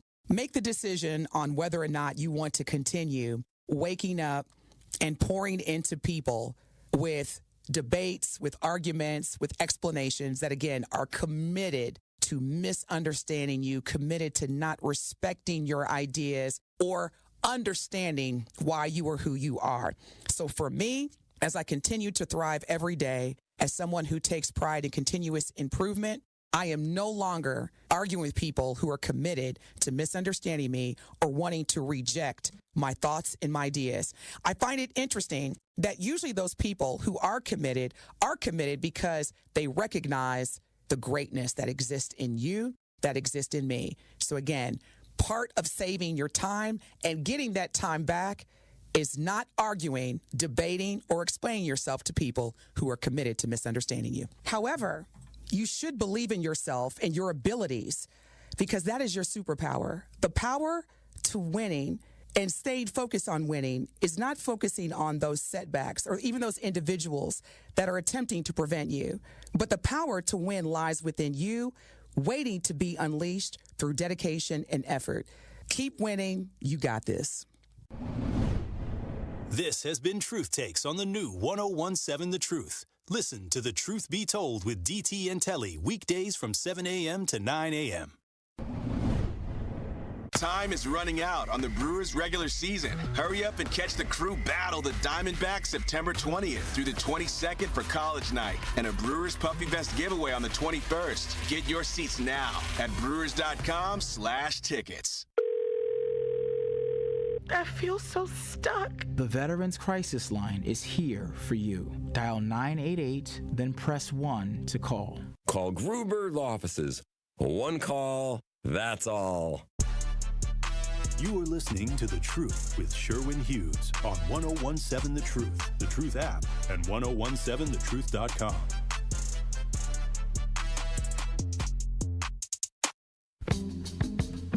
Truth Nation, join the Truth Street team, sponsored by the UW Credit Union on Saturday, September 14th for the Black and Brown Runaround at Veterans Park. What's tomorrow? The Black and Brown Runaround welcomes all runners, walkers, and families to enjoy this community event at the lakefront. There will be food, entertainment, and an opportunity to support and uplift Black and Brown businesses in the greater Milwaukee area. So mark your calendars and join us tomorrow for the Black and Brown Runaround 5K at Veterans Park in downtown Milwaukee on the lakefront. The Truth Street team is sponsored by the UW Credit Union, here for every you. And the Truth is proud to be home of Marquette University High School Championship football. We have a great matchup for you on Friday night. The Marquette High Hilltoppers travel to Germantown to take on the undefeated Germantown Warhawks. Kickoff is set for 7 p.m. Friday Night Football on the Truth is sponsored by Gruber Law Offices. One call, that's all. Let's talk to who was holding on the longest. I think Adam. Adam, you're on 101.7 The Truth. How are you? I'm great for an old guy. Here we go. Yeah, I just wanted to give a little information. about guy was saying that we ought to get together and do things. We had a black hospital, Messercordia. We had a black brewery, People's Brewery, and my daughter, one of my daughters, was the first one to graduate from Boys Tech at the time, and my son went to Juneau High School. And that was just things that was done. And I used to take my daughters them to the Attic West. And that's basically what I want to take. Oh, and one more thing for going out, Muskego Beach. Did you ever go there? No, I don't even know what that is. That was that. Ferris wheel. They had all kind of stuff over there. In Wisconsin? Yeah, right at Muskego Beach. That don't exist. I don't know where that, because I know where Muskego, Wisconsin is. So was it on Lake Michigan or was it on like a smaller lake? It was on Muskego Lake. Oh no, I wouldn't go out there. No, nuh-uh. Oh, we used to go there. I was driving city bus back then. We would go out there by the Grove. Oh, that was farmland out there. Now it's all Trump country. It's dangerous for black folks out in Muskego, and McGuanago is dangerous now. It was nice out there when I was going there. I was in the 60s. But it wasn't very, like now Muskego and McGuanago are the suburbs. Back then there probably weren't very many people that lived out there. There was a few, but it was mostly farmland. But all those rides and stuff was out there. That's why they call it Muskego Beach. You could swim out there and everything else. They had Ferris wheel. They had not bumper cars. What do you call it? The whips and all of that. That's what we used to call them in Louisiana. I don't know what they call them back then. But everything over there, Muskego Beach. And am I that old that nobody don't remember Muskego Beach? I'll ask Sandra. She's on hold. I'll ask her if she remembers Muskego Beach. I've never heard of it before. Really? That's interesting. I was born in 75, so that might have something to do with it. Well, it was out there in the 70s because my kids my daughter went to Boys Tech. She's one of the first girls to go to Boys Tech. What year did she graduate? Oh God, that must have been the 70s. Yeah, I was in the 70s. Oh, okay. Yeah, she was one of the first girl to go there. Now she's a big shot down in Atlanta. Oh, all right. That was 50 years ago. A lot has changed in 50 years. Appreciate your call, Adam. Okay, you have a good one. All right, now, Adam. Okay, then. Oh, yeah, the Muskego Beach. I ain't never heard of it. Muskego, McGuanago, if you go out there now, Trump country. It wasn't developed back then. There was that's probably why that black folks didn't have no issues, because there wasn't really a neighborhood. Muskego and McGuanago, I don't even know if they were even incorporated back in the 1960s. Let's talk to Sandra. Do you remember Muskego Beach? I sure do. Really? I'll be dipped. Huh. I was born in 49, and yes, my dad would take us out there all the time. Yeah, they had, like you said, they had the rides and stuff like that. And I remember the zoo at Washington Park. Yeah, I remember a lot of stuff. Some things I don't. Yeah, some things I don't because my mom kind of sheltered us. But I retired from Allen Bradley. I started there in '69. Oh my! And I started there at the time where they didn't want blacks there, and I think Urban League, they sent me there, and I guess that was at the time they passed that 1965 Civil Rights Act. Sure. And so when the Urban League sent us there, then Allen Bradley would answer for them and say why they didn't hire us. But yeah, and then there was a little old white lady I worked with. She's an old lady because some of them started before I was born in '45, and they told me that Mr. Bradley said he didn't want any blacks there. So he would never hire no blacks. I believe it. Yeah, I believe it too. And back then, though, like I said, in my house, we never talked about that kind of stuff. So it just blew over my head because I had a job, so I didn't care. And so what she said, I can't none of them said because none of them said too much to me out of place. Just a couple of times. And it blew over my head. It wasn't nothing for me to get mad at, you know. And so I'm kind of glad my mom kind of kept it shut. Yeah, I remember when I skate up there at Clinton Road. You know, that was all set. They pour water all over there, and we could ice skate. And my brothers go to the boys' club. My brother marches photography. Yeah. And then the preachers, we had preachers come around and pray for us and stuff. Catholic preachers. I lived on 10th and between Burleigh and Chambers at the time, and then Lawyer Parrish. He stayed there, and St. Lathan delivered my kids. Were there still white people in that neighborhood on 10th and Burleigh at the time? Yes, it was. A lot of folks have no concept of the fact that like 100% black neighborhoods and communities used to be 100% white like 60 years ago. And people, when I tell them that, they're like, that's impossible. Like these white folks will wax nostalgic about, back on 27th and Valete, back in the 1950s, and they had the Jewish deli over here, and it was all white neighborhood. But as we started moving up here, they started moving further and further away, and before you knew it, there was none of them and all of us. But Sandra, I gotta go. Yeah. That's probably not even what you called to talk about. Okay, they put the signs up. Don't forget that. Yeah, I'll call back tomorrow. But they put the signs up saying they weren't moving to suburbia. They're going to stay here, but yet they moved. Okay, then I'll call back tomorrow. I mean Monday. Okay, have a good weekend. All right, Sandra. See you Monday. The Truth with Sherwin Hughes will be back in a couple minutes. The Truth with Sherwin Hughes returns after this on 101.7 The Truth, The Truth app, and 101.7thetruth.com. Truth Nation, Gruber Law Offices and The Truth have raised the stakes for this year. The One Call That's All Gruber Cash Giveaway is now a $5K giveaway. Yes, you heard it right. $5,000 giveaway. Every weekday on 101.7 The Truth, you will have the chance to be entered to win the $5K giveaway. Listen to The Truth for the One Call That's All cue to call for your chance to win $5,000. Gruber Law Offices, One Call That's All. Visit 1017thetruth.com for official contest rules. The Empowerment Small Business Loan Program, we're talking about up to $5 million, which for small business owners, we need that. That's like payroll, that's resources. So can you just let us know what is the program and why is this lending program so important to Old National Bank? Years ago, our CEO, Jim Ryan, this program is his brainchild. He was working with Roland Shelton, who you know Denise out of Evansville, and they identified that African-American business owners, Hispanic business owners, Native American business owners, as well as women business owners had a difficult time in obtaining financing from the traditional credit partners. And so we went out, created a program, launched it last year, 2023. And so far last year, we have helped over 100 successful minority and women-owned businesses with about $25 million in loans. We've already started this year with almost $8 million in approvals, again, geared toward minority business owners and women business owners that normally had difficulties in obtaining traditional credit finance. Milwaukee Public Schools is getting ready to welcome students back to the classroom. The first day of school is September 3rd for all MPS students, and if you haven't enrolled your child yet,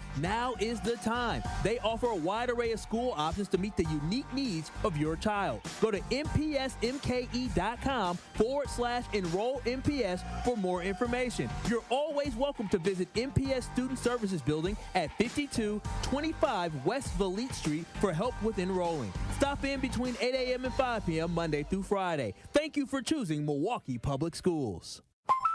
Hi, Drew and Jonathan Scott here, reminding you that a lot of life's firsts are better with help from American Family Insurance, like your first home expansion or your first big lightning strike. There's a first for everything. Get the right home policy at the right price with the right help from American Family's agents. Life's better when you're under American Family's roof. Insure carefully, dream fearlessly. Get a quote and find an agent at amfam.com. Products not available in every state. American Family Mutual Insurance Company SI and its operating company 6000 American Parkway, Madison, Wisconsin. Attention Milwaukee County residents. Are you prepared for the unexpected? From sudden storms to unforeseen emergencies, readiness is key. Take charge of your safety with a family emergency plan and an essential emergency kit. Stay informed and connected during emergencies. For tips and resources, visit us online or contact the Milwaukee County Office of Emergency Management. Prepare now, stay safe, and build a resilient community together, because readiness starts with you. You are listening to The Truth with Sherwin Hughes on 101.7 The Truth, The Truth app, and 101.7thetruth.com.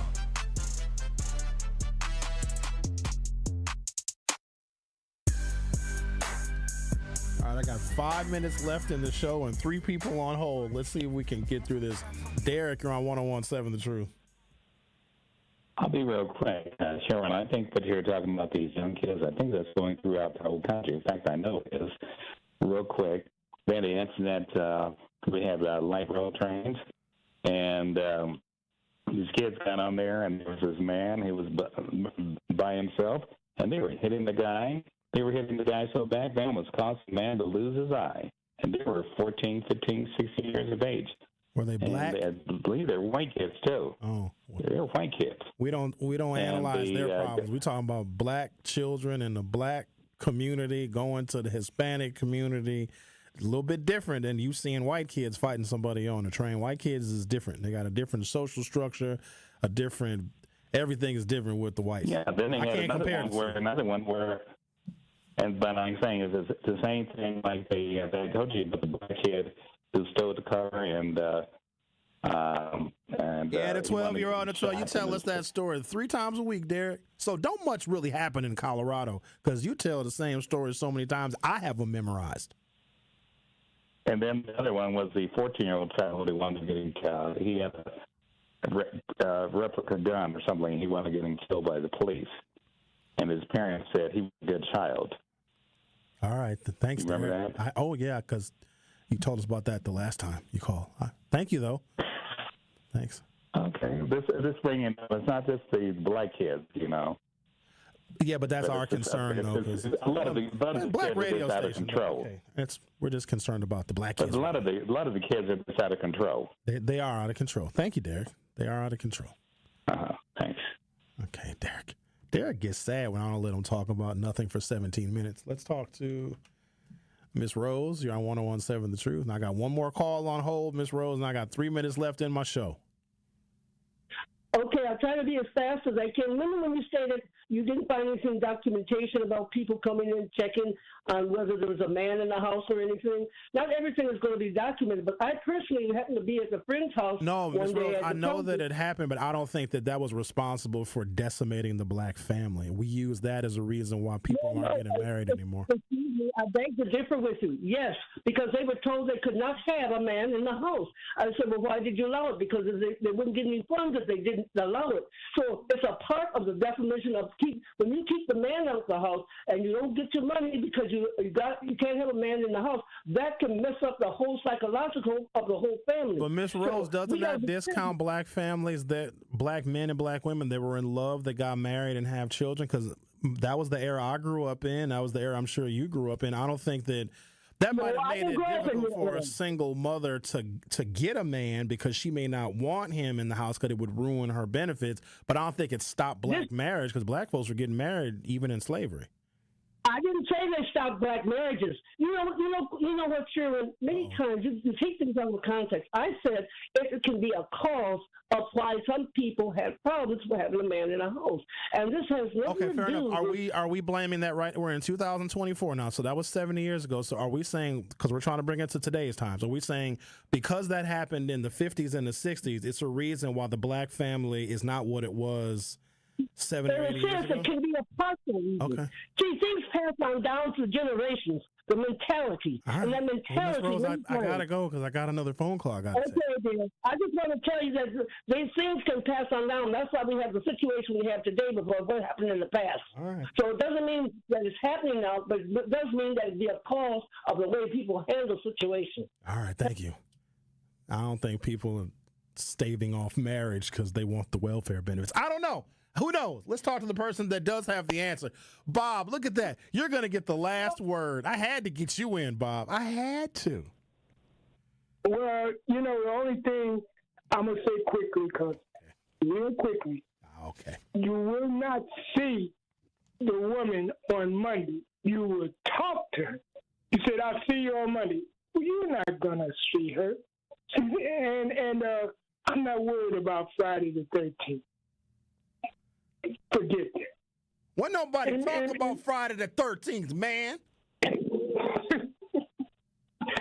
Well, I'm still exhausted from you saying, I'll see you Monday. You'll talk to her Monday. You won't see her. Did you really Monday. call just to talk about what Sandra said when she inadvertently said that she would talk to us tomorrow? That's what you really called to say, Bob? Nothing about the topic. I didn't have time to talk about the topic, Sherwin. You had some long-winded friends in that wanted to, callers in that wanted to talk to you. So I just said, you're not going to see her Monday. You will talk to her Monday. Do you understand, sir? Yeah, Bob, I'll talk to you on Monday, too. Good God, bye. Why would I even take that man's call? What did we learn today? Black kids need to act better. Have a good weekend. I'll see you next time. 1017 The Truth and Associated Bank have teamed up for our Black-owned business give back. Each quarter, we'll be giving away $6,000 worth of free commercial advertising for 3 months to 5 Black businesses. To sign up for your business's chance to win $6,000